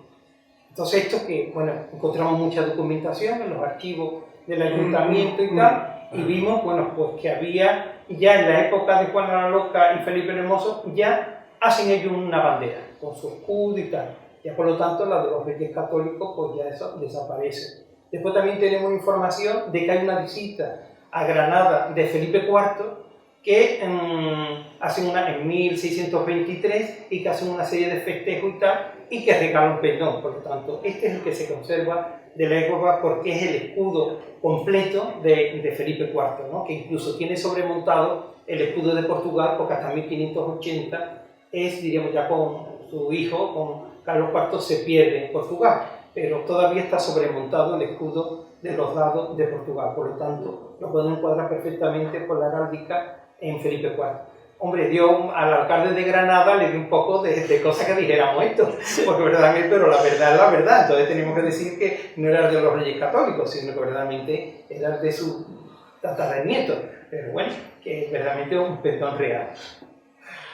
Bueno, encontramos también un documento donde ponía que se había ya restaurado en el año tanto, y después también una señora, hija de un pintor muy famoso de Trinidad Morillo, una señora que ha restaurado todas las banderas y tal de Granada, y era de arte y oficio, y una señora que hace un papel muy bien en los años 70, y la mujer con toda su buena voluntad y con todos sus medios y criterios, pues también ayuda a conservar estas piezas tan emblemáticas de tejido, ¿no? Esta otra pieza también interesante, que es el guión sacramental de la parroquia del Sagrario de Sevilla, una pieza neoclásica que está cogida, además el diseñador es un arquitecto que hace una arquitectura efímera cuando llega Carlos IV, cuando se proclama rey y tal, y hace una visita a Sevilla, y entonces pues hacen una arquitectura efímera. Esto lo vimos de un grabado bueno, esto es una procesión que también sale, y esto es un grabado que revisten, diríamos, la fachada del Ayuntamiento de Sevilla con estos temas neoclásicos, y de ahí se inspira para hacer, diríamos, lo que es, diríamos, el guión sacramental, ¿no? Otra pieza interesante, el manto de la Virgen de las Aguas, de 1803, un regalo de un canónigo de la Colegiata del Salvador, que apareció también el documento dentro, que lo patrocinó después un señor que está en las Cortes de Cádiz, defendiendo, bueno, pues, contra los franceses y tal, y después también vemos que esa tela tiene unos sellos de la época de Carlos IV. Por lo tanto, también nos sitúa muy bien Ese es el documento que lo restauramos en este de papel y lo introducimos de nuevo en un acetato. Y bueno, eso viene un poco. Y un poco, esta es la blonda metálica que tenía en la parte superior, bueno, que como sabéis también, pues hay que estudiar las distintas partes de una blonda, pues es el pie, que es la parte superior, el cuerpo, que ahí tiene los Espíritus Santos, como le dicen las encajeras, y después ya la punta de España, que es la venera, la concha que se utiliza tanto, y que por ejemplo cuando han venido encajeras de Bruselas, han venido al instituto para ver los encajes de las hermandades, sobre todo la hermandad del Amor y de la Macarena, cuando vieron los encajes que conservamos del siglo XVII, de punta de España, con las crines de caballo en los filos y tal, bueno, se quedaron maravillados porque eso no lo tienen. Algunas eran premios de la reina Guillermina y todo, como buenas encajeras y tal. Bueno, pues se sorprendieron. Ellas no tienen los encajes que nosotros tenemos en Andalucía, de la antigüedad y de la calidad, ¿eh? Y esto, bueno, es muy español, lo de la venera o punta de España. Esto es una alfombra mameluca única en el mundo. Bueno, se conservan 11 en el mundo y no tan completa como esta. Esta es una alfombra de la Alhambra. Parece que es un regalo de la dinastía fatimí a los nazaritas de Granada, y ya te digo, esto tiene nudo persa, no es nudo turco ni hispano-musulmán, pero es una alfombra que se conserva y restauramos en la Alhambra. Es muy curioso porque la encontró Gómez Moreno, un historiador de Granada muy famoso. La encontró en un convento, en el convento del Santo Ángel o en el monumento del Jueves Santo. Claro, cuando lo vio, dijo, esto es una cosa islámica y tal, esto es una cosa nazarita. Y bueno, le dije a la mujer, le regalo una nueva y yo me llevo esta y la deposito en el Museo Arqueológico. Ya le regaló la alfombra, que la mujer la conserva, la que regaló en 1870 y tanto, y esto, bueno, pues lo depositó. Después llegó la Alhambra, porque realmente también se la ha conocido como la alfombra del Generalife, porque, bueno, tiene una dimensión igual que una sala de Generalife. Todas las alfombras mamelucas tienen unas dimensiones de 11 metros de largo, ¿no? Y bueno, siempre tienen el mismo dibujo, y después ya investigando pues la alfombra, bueno, pudimos conseguir donde había fragmentos, porque el mismo Gómez Moreno era el asesor artístico de la reina Victoria y de Alfonso XIII, y a la fundación, bueno, era por mediación de los marqueses Valencia de Don Juan, que es una institución que yo también os aconsejo cuando vayáis a Madrid, que la visitéis, está en la calle Fortuny, número 14, y es una institución que hay una colección de tejidos hispano-musulmanes maravillosa. Entonces tenían 2 trozos de la alfombra que se le había regalado Gómez Moreno a los marqueses de Valencia de Don Juan, que también eran los asesores que acompañaban a nivel cultural a los reyes. Entonces, bueno, pues pudimos conseguir esos 2 fragmentos, otro en un museo de Nueva York y otro, un trocito más pequeño, en el Museo Hispano-Musulmán de la Alhambra. Pues después, cuando Gómez Moreno cortó trozo, algunos se lo dio a su hija, a Gómez Moreno y tal, y esa se lo regaló a Nueva York, y la otra hija pues lo regaló al Museo Hispano-Musulmán de la Alhambra. Pero bueno, fue muy interesante conseguir más o menos que pudimos componer la alfombra, menos lo que veis pepunteado, lo demás lo conseguimos todo. Son alfombras, después hablando con fundaciones, sobre todo, hay coleccionistas de tejido, son muy interesantes las norteamericanas, porque por ejemplo, en Filadelfia encontré una señora que conservaba fragmentos de alfombras, entre ellas tenía alfombras de estas muy interesantes, pero fragmentos muy pequeños. Después conseguimos uno en San Roque de Venecia y otro en el Museo de Artes Decorativas de Viena, pero en total conseguimos 11 en el mundo, y sobre todo muchos fragmentos, pero tan completa como esta, ninguna. Entonces, bueno, eso fue bastante interesante, pues, tocar una pieza de esta y restaurarla, y después le hicimos también una plataforma para que se pueda ver en la cripta de la Alhambra. Cuando vayáis a visitar la Alhambra, yo recomiendo que vayáis a verla porque es una pieza excepcional. ¿Cómo voy de tiempo? ¿Me corto ya o no? Bueno, después aquí tenemos, bueno, otro de los, dentro de las tipologías de tejido, sabéis que hay 7 tipologías que reconoce el CIETA, ¿no? Una de ellas es el tapiz, ¿no? Después está la alfombra, como hemos dicho el encaje, hemos dicho el bordado, está la técnica de repostero, está el punto, bueno, hay 7 tipologías, ¿no? Y también, bueno, el estudio vexilológico, que muchas veces antes se quiere que algo, como la administrativa del instituto se quiere que era algo de riñón o de vexilología, es el estudio de las banderas, ¿no? Es el estudio de todas las insignias y de las banderas. Bueno, pues esto es un tapiz que se conserva en el Sacromonte de Granada, es un flamenco, como se puede averiguar por la tipología y por también las distintas partes que tienen los tapices, es muy interesante. Bueno, este en concreto representa la visita que le hacen los mensajeros al rey Ezequías por parte del rey de Babilonia, Baladón. Y es un tema del libro de los reyes, ¿no? Como sabéis, de la Biblia.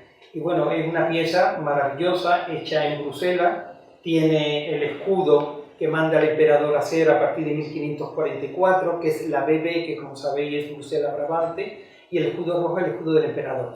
Es, diríamos, para que las manufacturas, diríamos, de Bruselas, pues supieran que verdad no había mucho fraude y tal, pero las auténticas pues llevaban pues en el orillo, que es la parte de esa parte que se llama del tapiz, en el orillo, que siempre normalmente son azules los de Bruselas, pues pusieran la marca de Bruselas Brabante. Bueno, es una pieza fantástica que Bourdet intervino en ella. Y después tenemos aquí otro tapiz que conjunto con otros 5 de una serie de 12 que se conservan en la Fundación Casa Medina Sidonia de San Lucas de Barrameda. Esto lo pidió la última duquesa, doña Luisa Isabel Álvarez de Toledo, lo pidió al instituto, y restauramos los tapices que son del Ducado de Montalto. Son tapices con heráldica. Averiguamos que algunos estaban en sitio y por desgracia uno estaba en el paso de Meirá y cuando hubo un fuego se destruyó. Fue una pena, pero pudimos averiguar. Y después, otros están en la Cámara de Comercio de París, y sabemos también el autor por una investigadora de Madrid, muy interesante, Margarita Calvo, que averiguó, pues, en el archivo de la Fundación, pues averiguó quién lo había hecho. Está hecho por Miguel Cossier. Miguel Cossier es un pintor flamenco que se trae Felipe II al Escorial para que trabaje y hace, por ejemplo, la copia del Descendimiento de Van der Weyden, hace una copia que está en el Escorial y otra en la Capilla de Granada, y es un diseñador también que trabaja para los liseros o tapiceros de Bruselas. Bueno, no quiero enrollar más. Esta es la parte del techo, diríamos, es como un techo, y ahí encontramos en la bordura, en el orillo, las iniciales del lisero, que es Van Hecken, que es un lisero de 1630 a 1660.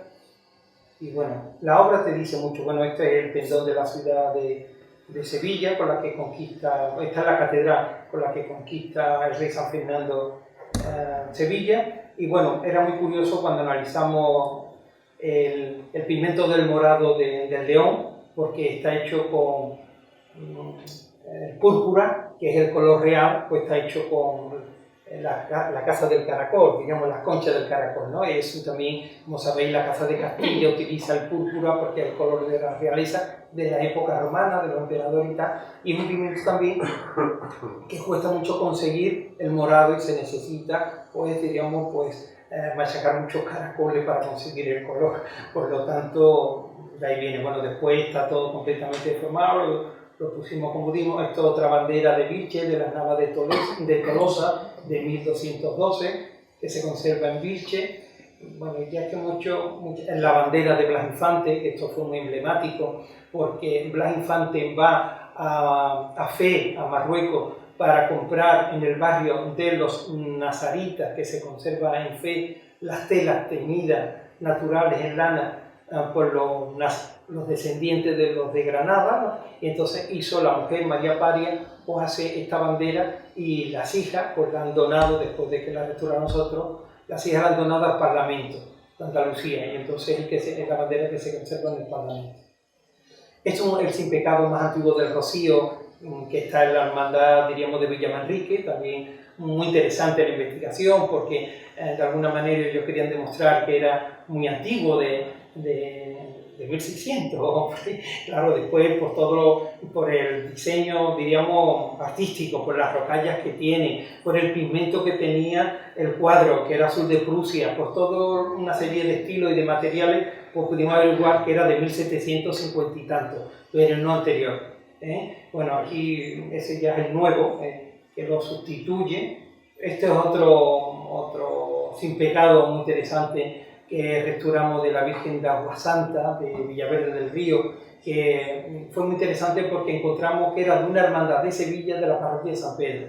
Por eso tiene las tierras pontificias en eso, y es una hermandad filial que después al final, como pierden el original, pues encontramos que le había donado, tal, pero no me quiero enrollar, está sacado del libro de reglas, de un grabado del libro de reglas, la escena principal.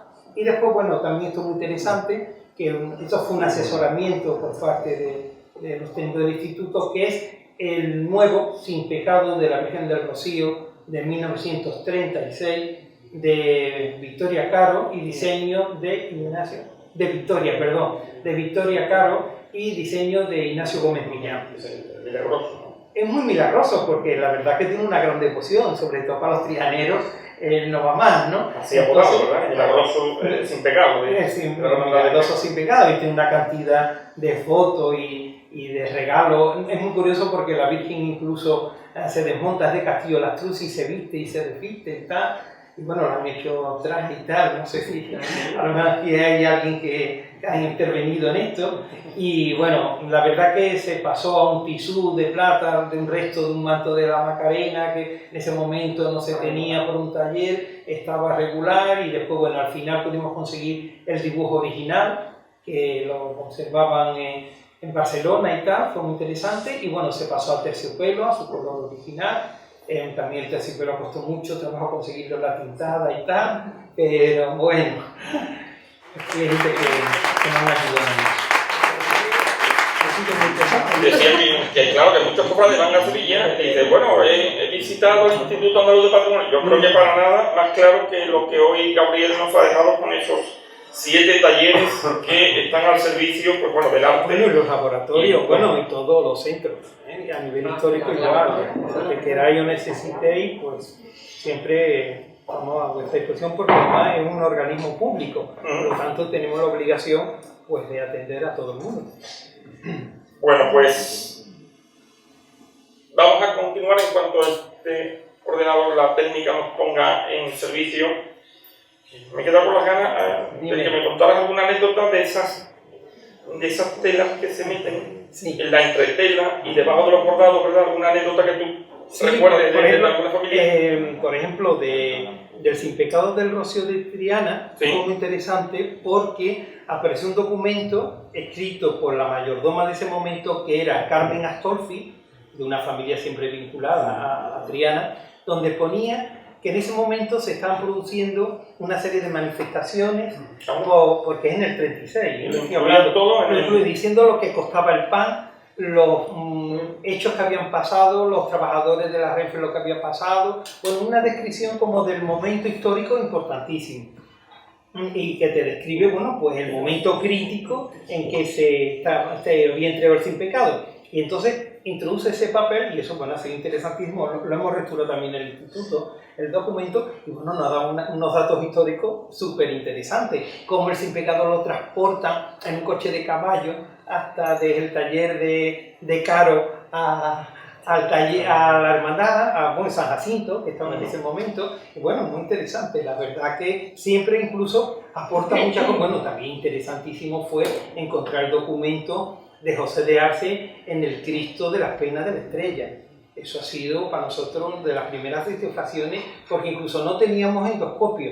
Entonces se lo tuvimos que pedir a un médico estomatólogo, a don Felipe Martínez, y nos lo prestó, y por el cajillo de una potencia introducimos un endoscopio de niño de 9 años, pudo introducirse, y entonces llegamos y vimos el documento pegado en la Peña del Señor. Claro, cuando lo estamos viendo por el monitor, dijimos, es un documento total, que al final después abrimos la peana por abajo, pusimos unos espejos y pudimos hacer foto al documento, pero no se despegó el documento. Y entonces, bueno, ahí no solamente averiguamos quién la había hecho y en el año que se había hecho, José de Arce, 1655, sino cuándo se fundó la hermandad y también quién era el hermano mayor de ese momento. Y bueno, todo eso fue bastante interesante a la hora. Muy interesante. Y de Juan Mesa también me encontró un documento en el Cristo de la Misericordia, dentro a la altura del ombligo, pregado en un sobre, y me cayó porque si no, voy a presentar, querido Gabriel, a doña Lourdes Fernández González. ¿Cuánto tiempo ponemos? Espera. Hemos empezado tarde. Conservación y restauración de tejidos en el Instituto Andaluz del Patrimonio Histórico, criterios y fundamentos. Lourdes es natural de Mérida y sevillana de adopción. Es licenciada en Bellas Artes en la especialidad de conservación y restauración de tejidos. Bueno, los formatos de tejido, tapices, en fin, formada en Florencia, en Lyon. Ha formado parte de comisiones de trabajos interminables, y principalmente en Hermandades de Andalucía, y yo creo que hoy, bueno, con este maestro, ¿verdad? Lourdes, la formación es plena y total, ¿no? Aprendemos mucho. Un gran maestro para mí. El trabajo interdisciplinar es importante, porque nosotros aprendemos mucho de los químicos, aprendemos mucho del de la radiografía, y de ellos sobre todo, porque están observando tanto constantemente, que bueno, nos dan una información interesante. Lo que pasa es que nosotros se supone que tenemos que saber más de ese autor, y de ese autor conocer las autorías por lo que he dicho, por la preparación estilística, ¿no? Pues adelante, Lourdes, con tu contacto.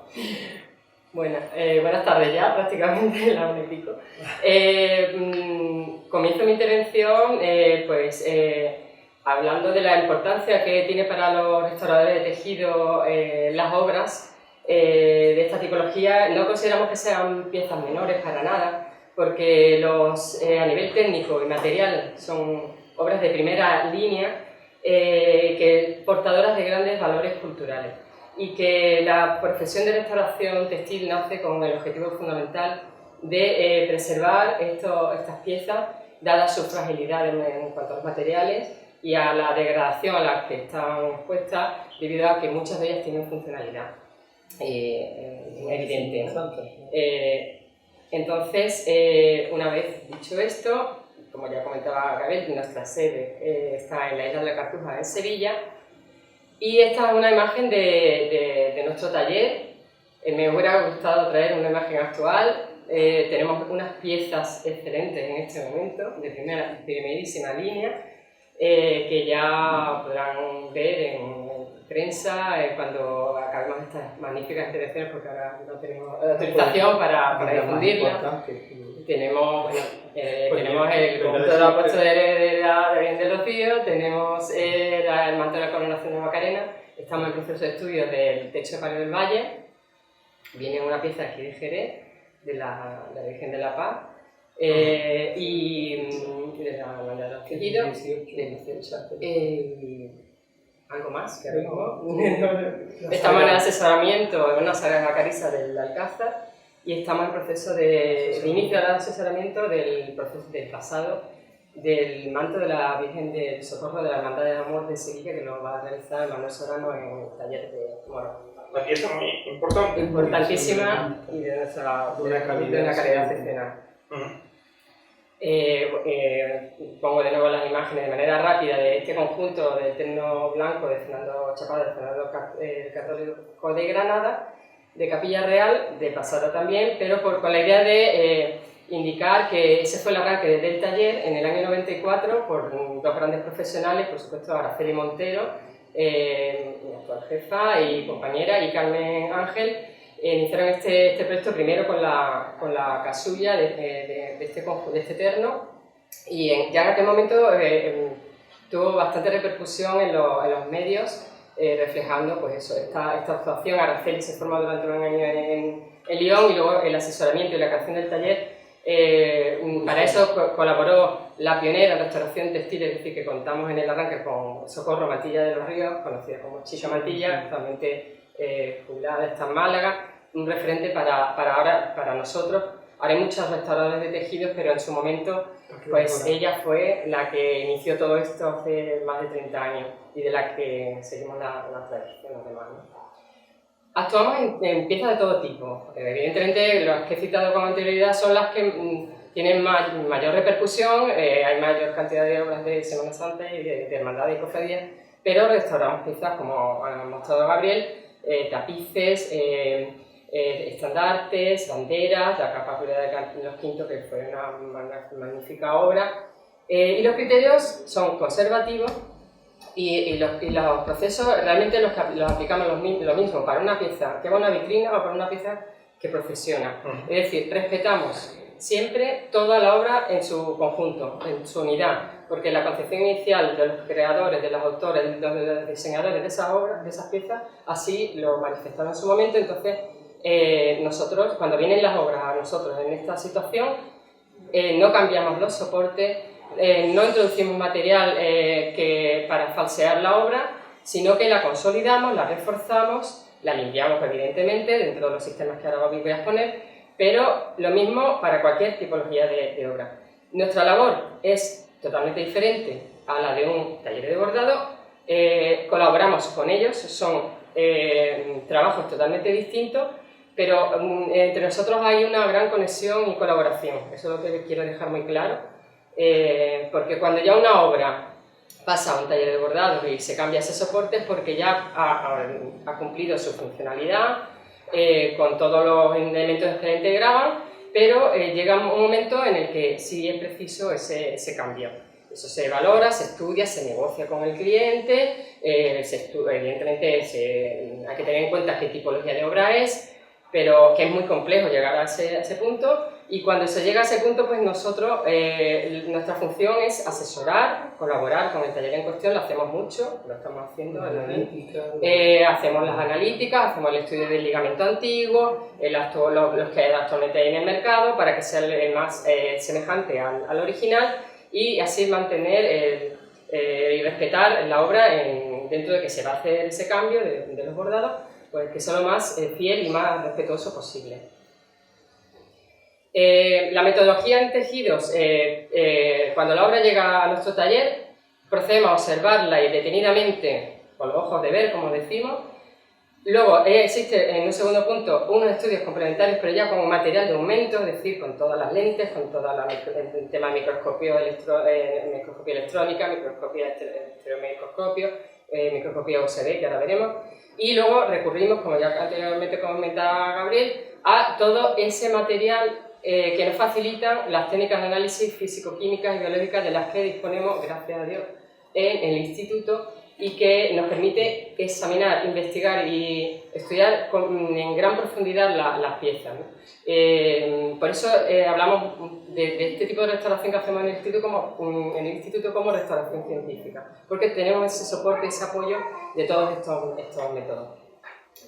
Aquí en esta primera fase, como decimos, observamos la obra, observamos cómo está dispuestos los elementos que los componen, la disposición de las costuras, cómo van montadas las telas. En la parte inferior se puede ver ese pecado de agua santa, el estudio que hemos hecho de todos los distintos tipos de puntos en la imagen de la derecha, con esa leyenda de distintos colores. Entonces estudiamos en profundidad la obra, observamos, como digo, aquí sin medios auxiliares, pues todas esas alteraciones, como aquí hemos puesto un surtido variado de todas ellas, de roturas, de hilos sueltos, de desgarros, limpiezas inoportunas en la parte superior que han dañado el tejido base, todo así de manera rápida, o también las actuaciones que estas obras han conllevado, parches que se ponen en los forros de reverso y los nuevos de otra categoría y otro nivel, argollas que se fijan con lo primero que se encuentra, estas están puestas con silicona,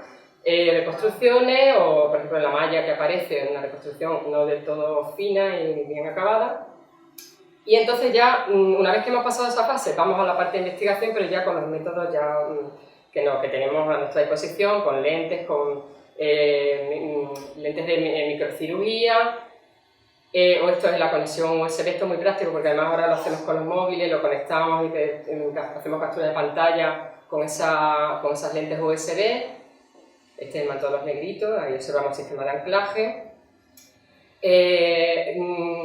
Aquí quería hacer un inciso porque los restauradores de tejido, para hacer el estudio de los ligamentos, ese estudio de ligamentos con el que asesoramos cuando hay, por ejemplo, con anterioridad un pasado de un bordado a otro nuevo soporte de terciopelo, pues tenemos que emplear un lenguaje como una forma de representar todos los especialistas ese esquema de lo que vemos. Entonces, el centro de referencia que tenemos nosotros es el CIETA, que es el Centro de Investigación de Estudios de Tejidos Antiguos, que se encuentra en Lyon.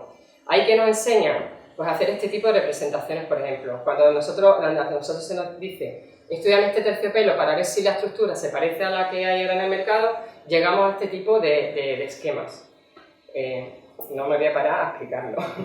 Pero bueno, por ejemplo, que yo estoy viendo las caras, digo, no me voy a parar en eso. Pero a este nivel llegamos. Entonces nosotros, a los restauradores, nos llega este esquema y sabemos perfectamente cómo va moviendo la ordimbre de pelo, cómo va a construir y demás. o por ejemplo un tapiz, cómo van los enlaces entre los distintos relés. Y aquí pues, esto es un trabajo lento porque hay que hacerlo detenidamente. ¿Qué sucede cuando la obra llega al taller, al instituto? Pues tenemos el laboratorio de medición físico de examen, que es la imagen que aparece en la derecha. Ahí es donde hacemos la radiografía, donde hacemos el registro de todo el estado de conservación de la pieza, o otros estudios, por ejemplo ese que aparece en el manto de los negritos que está tumbado. Hay un compañero que está haciendo un barrido completo gracias a ese puente que tenemos para luego hacer un trabajo de fotogrametría que luego pueda emplearse para otras operaciones. Hacíamos macrofotografías, fotografías con luz rasante, como en ese lateral que pone en evidencia todas las arrugas de la capa de Carlos V. O, por ejemplo, empleamos la iluminación ultravioleta para poner en evidencia depósitos que a simple vista, bueno, no se ven. Por ejemplo, en la parte de la imagen azulada, en la derecha aparecen muchos puntitos blancos que son los que ponen en evidencia este tipo de iluminación por la gran cantidad de cera que presentaba una vez que ya se había limpiado la parte izquierda de esta saya de los negritos. Tenemos la posibilidad de hacer radiografía, por ejemplo, este pequeño esboto que aparece ahí no se apreciaba, al hacer la radiografía se pone en evidencia, o en la parte de la derecha, ese trabajo de hojilla, pues se ve perfectamente cómo va, además incluso a nivel técnico nos ayuda a ver cómo están dispuestos los elementos en los bordados.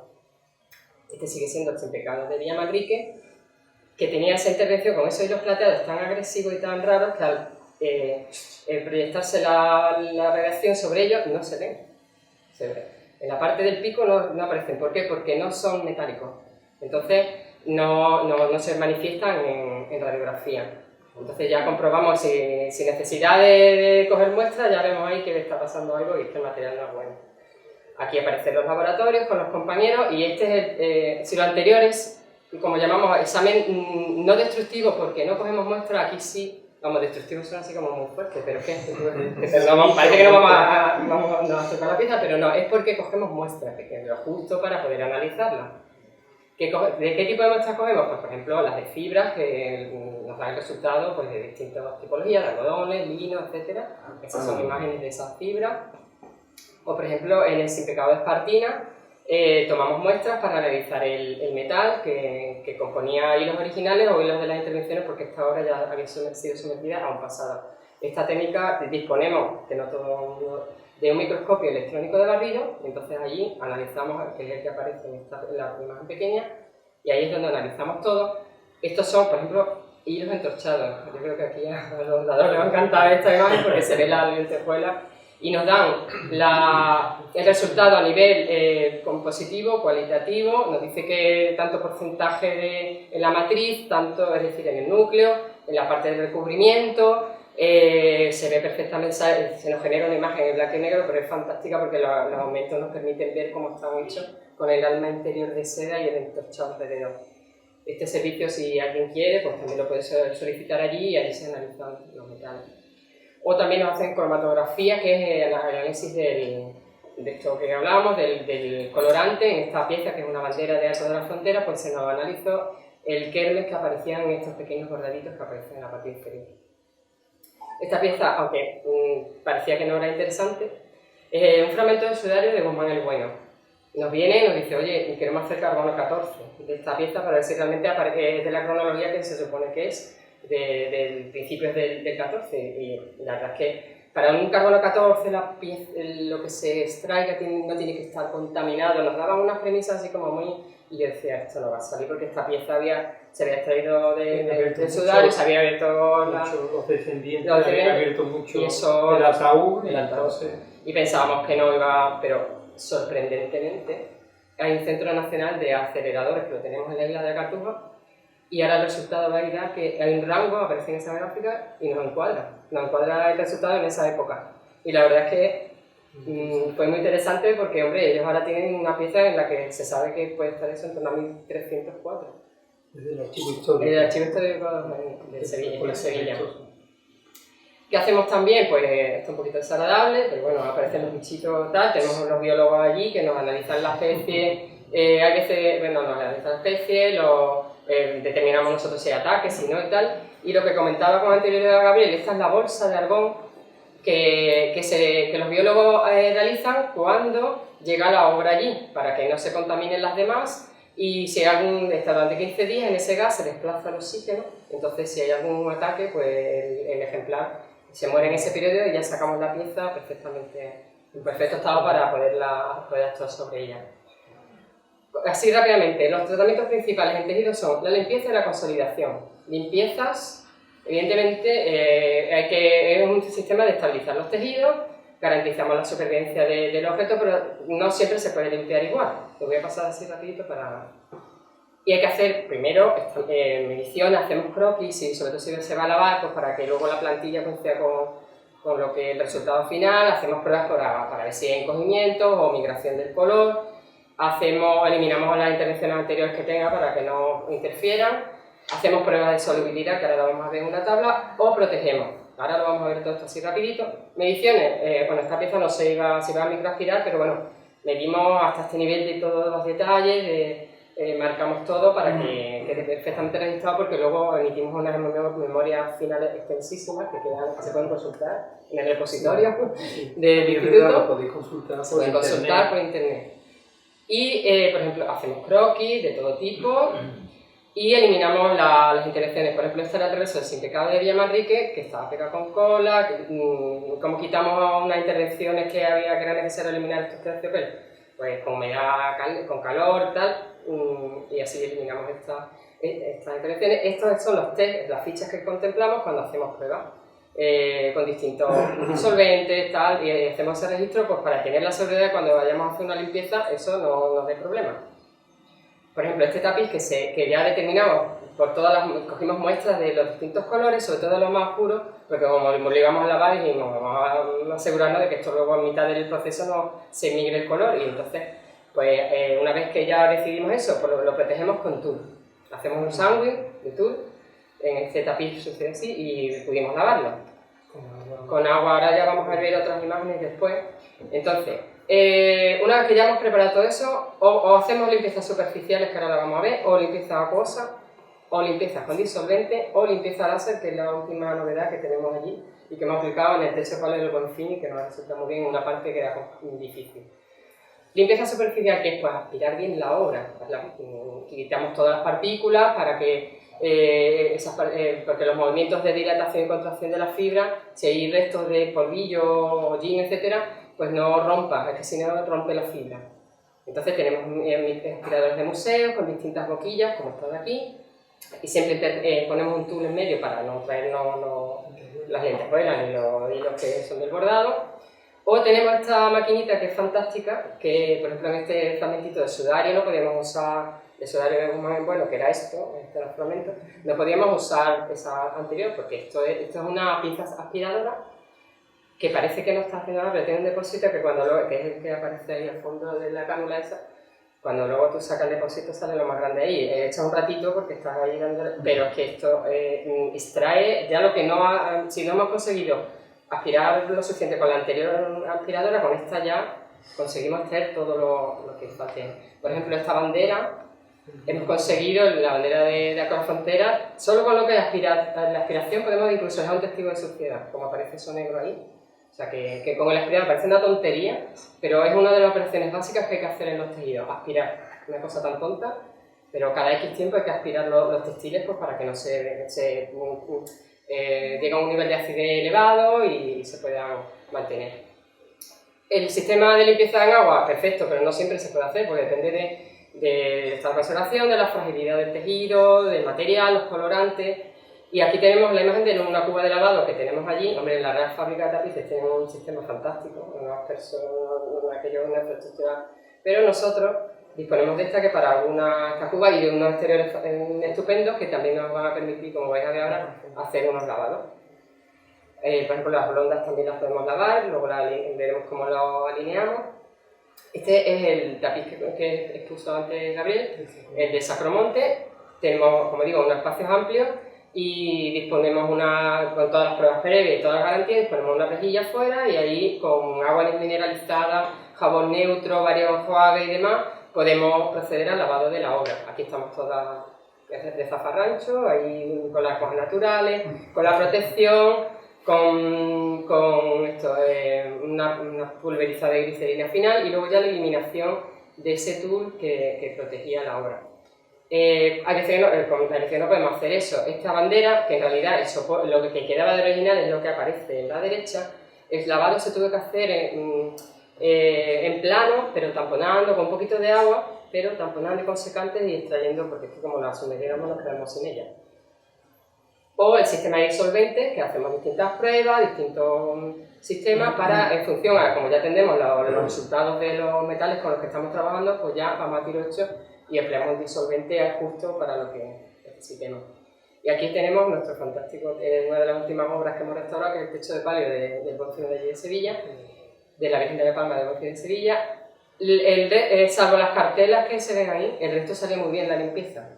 Pero las cartelas, por una limpieza agresiva, no sabemos con qué exactamente, posiblemente con bicarbonato o algo así, como ese metal no es bueno, ese que se ve empleado en las cartelas, tenía un porcentaje elevado de cobre, se había alterado de tal manera que no respondía al sistema tradicional de limpieza del resto que habíamos empleado en el resto de los bordados. Entonces ahí sí que tuvimos, era el último recurso, ya estábamos desesperados, y entonces funcionó muy bien el sistema láser. Colaboró con nosotros una compañera del Departamento de Arqueología que nos ha puesto a punto, porque los parámetros había que ajustarlos al tejido, porque no son los que ella emplea en piedra ni en metal, y aquí pues para los hilos, teniendo en cuenta que tiene el alma interior de seda, pues había que hacerlo correctamente. Y al final, en la parte de la imagen, arriba se ve limpio, en la parte inferior sucio, en la imagen general, pero quedó muy bien. Hoy, después de la limpieza, tenemos que alinearnos esto es con peso de cristal. En el taller, volviendo al tapiz que hemos limpiado anteriormente, no lo podemos dejar secar ahí de cualquier manera, sino que tenemos que mover pesos de cristales por toda la superficie. Esto es un día de trabajo intenso porque lavas por la mañana a primera hora y luego, una vez que lo lavas, lo tienes que llevar al taller para el secado y esto es constantemente moviéndolo para que no coja, para que no se deforme y para que quede el secado perfectamente hasta el día siguiente. Por ejemplo, la blonda, en cambio, esta que vimos antes que se estaba lavando, pues ahí se usan alfileres entomológicos sobre una mesa de corcho con un plastiquito, un melinés o un acetato finito que permite el alineado. Entonces metemos en forma otra vez la blonda que estaba deformada. O, por ejemplo, aquí mi compañero está con una pieza que no se ha podido lavar, pero procedemos al empleo de esos cristales y pesos, pero en plano y con el humidificador, que es un aparatito que nos emite el vapor, y hidratamos la fibra, se relaja y nos permite ir quitando todas esas arrugas que tenía esta obra. Y otra fase es la consolidación, que es que nosotros en nuestro tenemos aquí un laboratorio en donde teñimos nosotros nuestros materiales. Teñimos los algodones, las sedas, esas trecitas son de seda y lo ajustamos al tono que queremos. Tenemos unos patrones y entonces seguimos eso hasta que conseguir. Hay veces que tardamos 10 días en conseguir el tono, pero así, y son los soportes pequeños o grandes, depende, que introducimos para integrar ópticamente las lagunas, las pérdidas que tengo, y que son fácilmente, es reversible el tratamiento, porque con cortarlo se quita y ya está. Entonces no es agresivo para la obra, porque es uno de nuestros principios, la reversibilidad de los tratamientos que hacemos. Entonces, aquí tenemos nuestra cocina o laboratorio pequeño con nuestros pesos de precisión y tenemos tules, como digo, seda de distintos tipos, ahí tenemos nuestro instrumental. Y podemos consolidar en todo el soporte. Aquí, por ejemplo, se dispuso sobre el manto de la Virgen de las Aguas un soporte blanco en este caso, general, con unas líneas de fijación que son las que aparecen en el gráfico de la derecha, de manera alterna, pero luego se dispusieron otros pequeñitos ya ajustados al tono en la zona de la rotura, porque eso sí que se iba a ver porque tenía pérdidas, entonces eso sí que se tiñó convenientemente. Los puntos que hacemos son 4 o 5 puntos, pero estos están establecidos a nivel internacional para la restauración textil. Aquí aparecen unas notas del Instituto Canadiense de Conservación y ahí está el punto de restauración, el festón, el escapulario y tal. Hacemos eso según la tipología de rotura, luego hubo una pérdida y está establecido, que no podemos hacer cualquier tipo de punto. Y aquí estamos, esto cada vez que lo veo me pongo, porque esto fue el manto de bien del agua, que esto fue tremendo, porque estaba en ese estado que ven arriba. Entonces había que intentar alinear todo eso, esto fue... Y así todo, los hilos pues quedan deformados, pero había que llevarlos a su sitio. Y entonces esto fue un trabajo que te hacía un trocito así al cabo del día, una cosa. Porque además venían las de arriba, las tramas de arriba con las de abajo se funden, entonces había que llevar y hacer el punto de restauración en un momento determinado para que al intentar alinearlo era como, siempre lo digo, es como si, yo me voy a permitir la idea, pero es como si hubieran soltado un gato aquí, es que no era normal el grado de maraña que tenía esto, y entonces quedó arqueológico conservativo el de la derecha con sus pérdidas de esto, pero bueno, por lo menos conseguimos ordenar todo lo que aparece en la otra imagen, que era el bordado estaba más o menos bien, pero el fondo era el que estaba en mal estado y como tenemos que conservarlo, porque esta pieza está ahora expuesta en El Salvador, en Sevilla, se puede ver en el altar, está en un plano inclinado y se permanece bien, la última vez en esta conservación. O esta bandera, que también la bandera que hemos visto antes, pues ya se dispuso en un soporte general, de manera que ya queda perfectamente ordenado todo después del lavado y para esto se tiñó, como digo, el tono justo de lo que necesitábamos. Y así rápidamente quiero exponer el proyecto del conjunto de los negritos de Sevilla, de la Virgen de los Ángeles, que está en la imagen. Porque aunque las actuaciones vienen a ser más o menos las de siempre, por decirlo de una manera, no fue complejo a nivel de tratamiento. Hombre, el tratamiento, por ejemplo, del formato grande que tiene, pero hicimos un trabajo de investigación muy curioso. Entonces, aquí tenemos arriba el manto, que es fantástico, con unos marfiles que ahora veremos aquí en el plano maravilloso, la saya y el techo palio el palio con las bambalinas, verso, reverso y demás. Un diseño muy innovador. Con Miguel Sánchez se hizo todo en torno a los años 60 por las Trinitarias en Sevilla. Aquí lo que quiero indicar es todo lo que hemos visto antes. ¿Qué se hace? Pues se estudia, he traído unas cuantas fotos nada más porque esto tuvo un desarrollo mucho más complejo, pero bueno, medimos todo, lo registramos, las piezas, eso nos da mucha información de cómo está construido. El diseño era muy llamativo, todo con esa separación en el manto entre la parte del cielo con la estrella y la parte terrenal, que es la que aparece en la parte de la cola. Ahí se ve uno de los querubines del nivel simbólico, que eso te has quedado tú sin explicarlo, ¿verdad? Otra vez. Si quieres te dejo otro rato. No, si no nos vamos. Y los ángeles centrales portando la filasteria, era una maravilla cómo estaban hechos esas cabezas de marfil, las manos, eran esos ángeles centrales y luego 11 querubines en la zona perimetral, que lo que aparece ahí no es una rotura, que siempre me decían, esto está roto en un sistema de unión, porque las placas son tan grandes que tiene un sistema de unión, y luego determinamos, pues después de investigarlo, pues ese sistema había una pequeña espiga metálica, y luego, ahora explicaré cómo accedimos al sistema de anclaje al resto de la base, porque tenía pues roturas, pérdidas en esas roturitas, pues ahí se introdujeron esos soportes locales, fijados, que tenidos adecuadamente, los hilos los llevamos a su sitio, pero eso, tenía esa situación pues de algunos, no en gran cantidad, pero hombre, había que fijarlo convenientemente. Cera tenía bastante en las zonas clásicas, en la parte delantera, en la parte correspondiente a los candelados de cola, rotura. El techo pues tenía unos relieves metálicos, tenía pues sus problemas, principalmente el techo lo que tenía pues mucha suciedad, hollín, también se había limpiado con anterioridad y había alterado todo el color o ese brillo característico de lo metálico estaba atenuado. Aquí tenemos un detalle de esas caritas, de las placas del techo. Suciedad, por detrás el terciopelo tenía una base de terciopelo también alterada cromáticamente, por detrás pues, también tenía sus problemas. Las bambalinas destrozadas en la parte de arriba, todos los tejidos hubo que coserlos, reforzarlos y demás. Separación de elementos, lo típico sí, de una pieza que está en uso. Eso, y luego la saya, lo que tenía principalmente suciedad, sobre todo esta parte de abajo, que por la manipulación y demás pues tenía suciedad y mucha cera, pues está ya a otra altura. Estas son imágenes todas de la saya, aquí se ve el nivel de suciedad que tenía el tejido, que era un raso.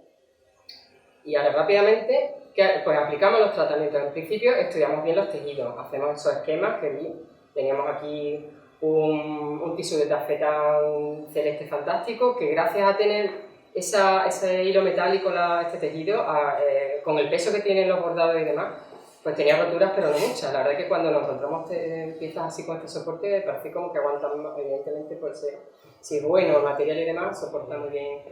El techo tenía un terciopelo, este es el estudio del terciopelo, o el raso también, por delante y por detrás, aparece la foto y ahí vemos el estudio que hacemos básicamente de esto, ¿no? Estudiamos los hilos, las tipologías que hay, si es plata, si es dorado, demás. Aquí estudiamos los esquemas, un poquito así una visión para que se vea lo que no solo la intervención en sí, sino que luego esto va el cliente luego se lleva un informe detallado de todo lo que lo marcamos en los bordados, en las tipologías, de todo lo que hemos visto. Y aquí viene la parte científica, digamos, que gracias a los recursos que tenemos, pues por ejemplo, nuestro compañero del laboratorio de fotografía, como tenemos un endoscopio, sí, desmontamos una pequeña parte de uno de los angelitos perimetrales, pero teníamos curiosidad por ver cómo estaban anclados las cabezas y las manos de la parte central, y ahí no íbamos a desmontar si no había necesidad. Pero mediante la sonda del endoscopio, pues llegamos al centro y en las dos pequeñas imágenes de abajo se ve el sistema de anclaje, por ejemplo, creo que recuerda que eran de las manos, había unas pequeñas piezas de latón fijada a la trasera de las placas de marfil, y eso era lo que anclaba por dentro de todos los tejidos principales, del tisú azul, de las entretelas que tenía y demás. Pues vimos que, sobre todo también por comprobar que estaban fuertes y que estaban en buen estado. Pues este sistema nos ayudó a eso. Y luego la compañera que se dedicó al trabajo del marfil, pues nos hizo el estudio, el esquema, la disposición de las capas que vemos aquí. Y aquí esto fue porque ha sido lo que más nos ha ayudado a potenciar la intervención, pero tenemos a nuestra compañera de paleobiología que, como puso tantísimo interés en los marfiles, pues se metieron de lleno y consiguieron determinar por la angulación. Los marfiles tienen unos ángulos que se llaman los ángulos de Regel. Entonces, según la angulación, sabemos si el marfil es de África o es de Asia. Entonces nuestra compañera... Nuestra compañera pues dijo, venga, yo voy a hacer... Y además voy a ver de qué parte o cuánto se ha necesitado para hacer estos marfiles que tiene... Entonces, ya ella aquí ya iba visualizando que tenía un tipo de angulación determinada. Y encima, pues viendo las distintas placas de todos los marfiles de este conjunto del manto, pues nos dijo, mira, pues encima es de una... Ella dice, en vez de color dice defensa. La defensa seguramente mira 50 centímetros y en la parte proximal, es decir, la parte más cercana al ejemplar, mide 9 centímetros de diámetro y la otra, la más distal, 4. Y entonces ellos, ella y otros del departamento, empezaron a hacer este estudio. Y pusieron en los 50 centímetros todas y cada una de las placas, para eso dedicaron un buen ratito, porque cogieron las centrales y todas las perimetrales y las colocaron, y entonces ahí abajo se ven los distintos círculos de cómo va de mayor a menor, y lo clavaron perfectamente, esta tanto, la otra tanto, no sé cómo, y dicen encima, pues mira, es de África Central, es de un ejemplar Glosodonta africano. Y de un elefante macho de África Central. De una época, claro, de la época en la que se ejecutó la obra, de los años 60, y sabemos perfectamente incluso el taller, el taller donde lo tallaron y demás, en un documento. Y entonces, pues la hermandad encantada, y esto tuvo mucha difusión. Nos ayudó muy bien a potenciar el tema de tejido gracias al apoyo también de los... No era por los marfiles, no era por los marfiles. Lo que llamaba la atención era el interés de los tejidos. No, la verdad que esto no fue muy completo y la verdad que nos ayudó un poquito a difundir un trabajo de investigación que es lo que estamos allí. Y luego en la parte del techo colaboramos con la Universidad de Sevilla, viene una especialista de allí y nos hace una técnica que es la fluorescencia a rayos X. Sin tomar muestras, plata, yo recuerdo que no teníamos, o si tenía era un poco de cobre, pero no hizo falta ni tomar muestras. Fluorescencia a rayos X, ahí tenemos ahí la gráfica, le sale a ella estupenda y luego pues nada, seguimos nosotros nuestro trabajo, ya con todo esto aspiramos, tenía muchos depósitos de polvo, de eso, de la limpieza posiblemente de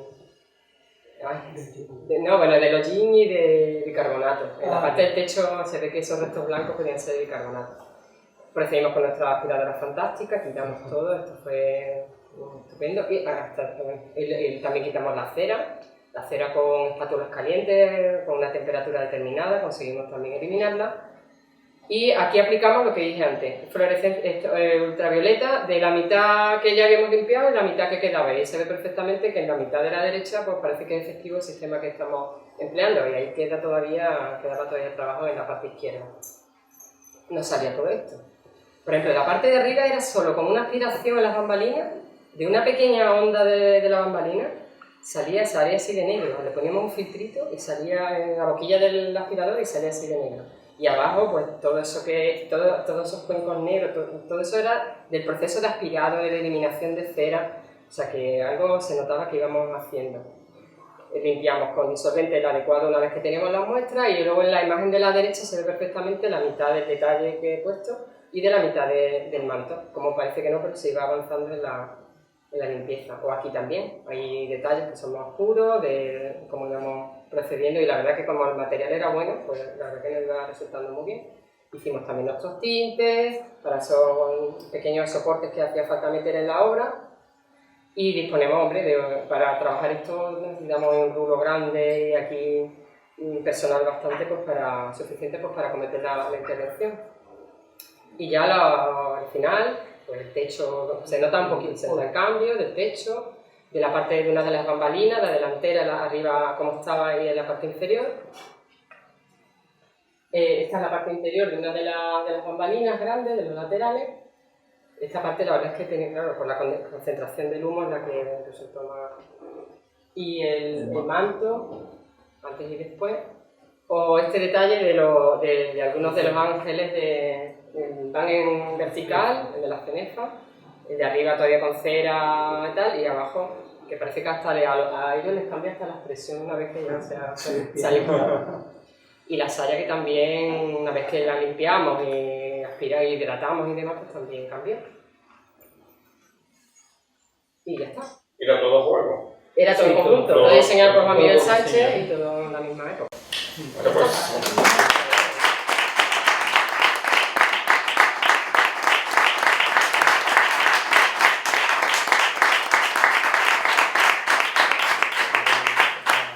no sé si hay alguna pregunta, que nuestros conferenciantes están a su disposición siempre.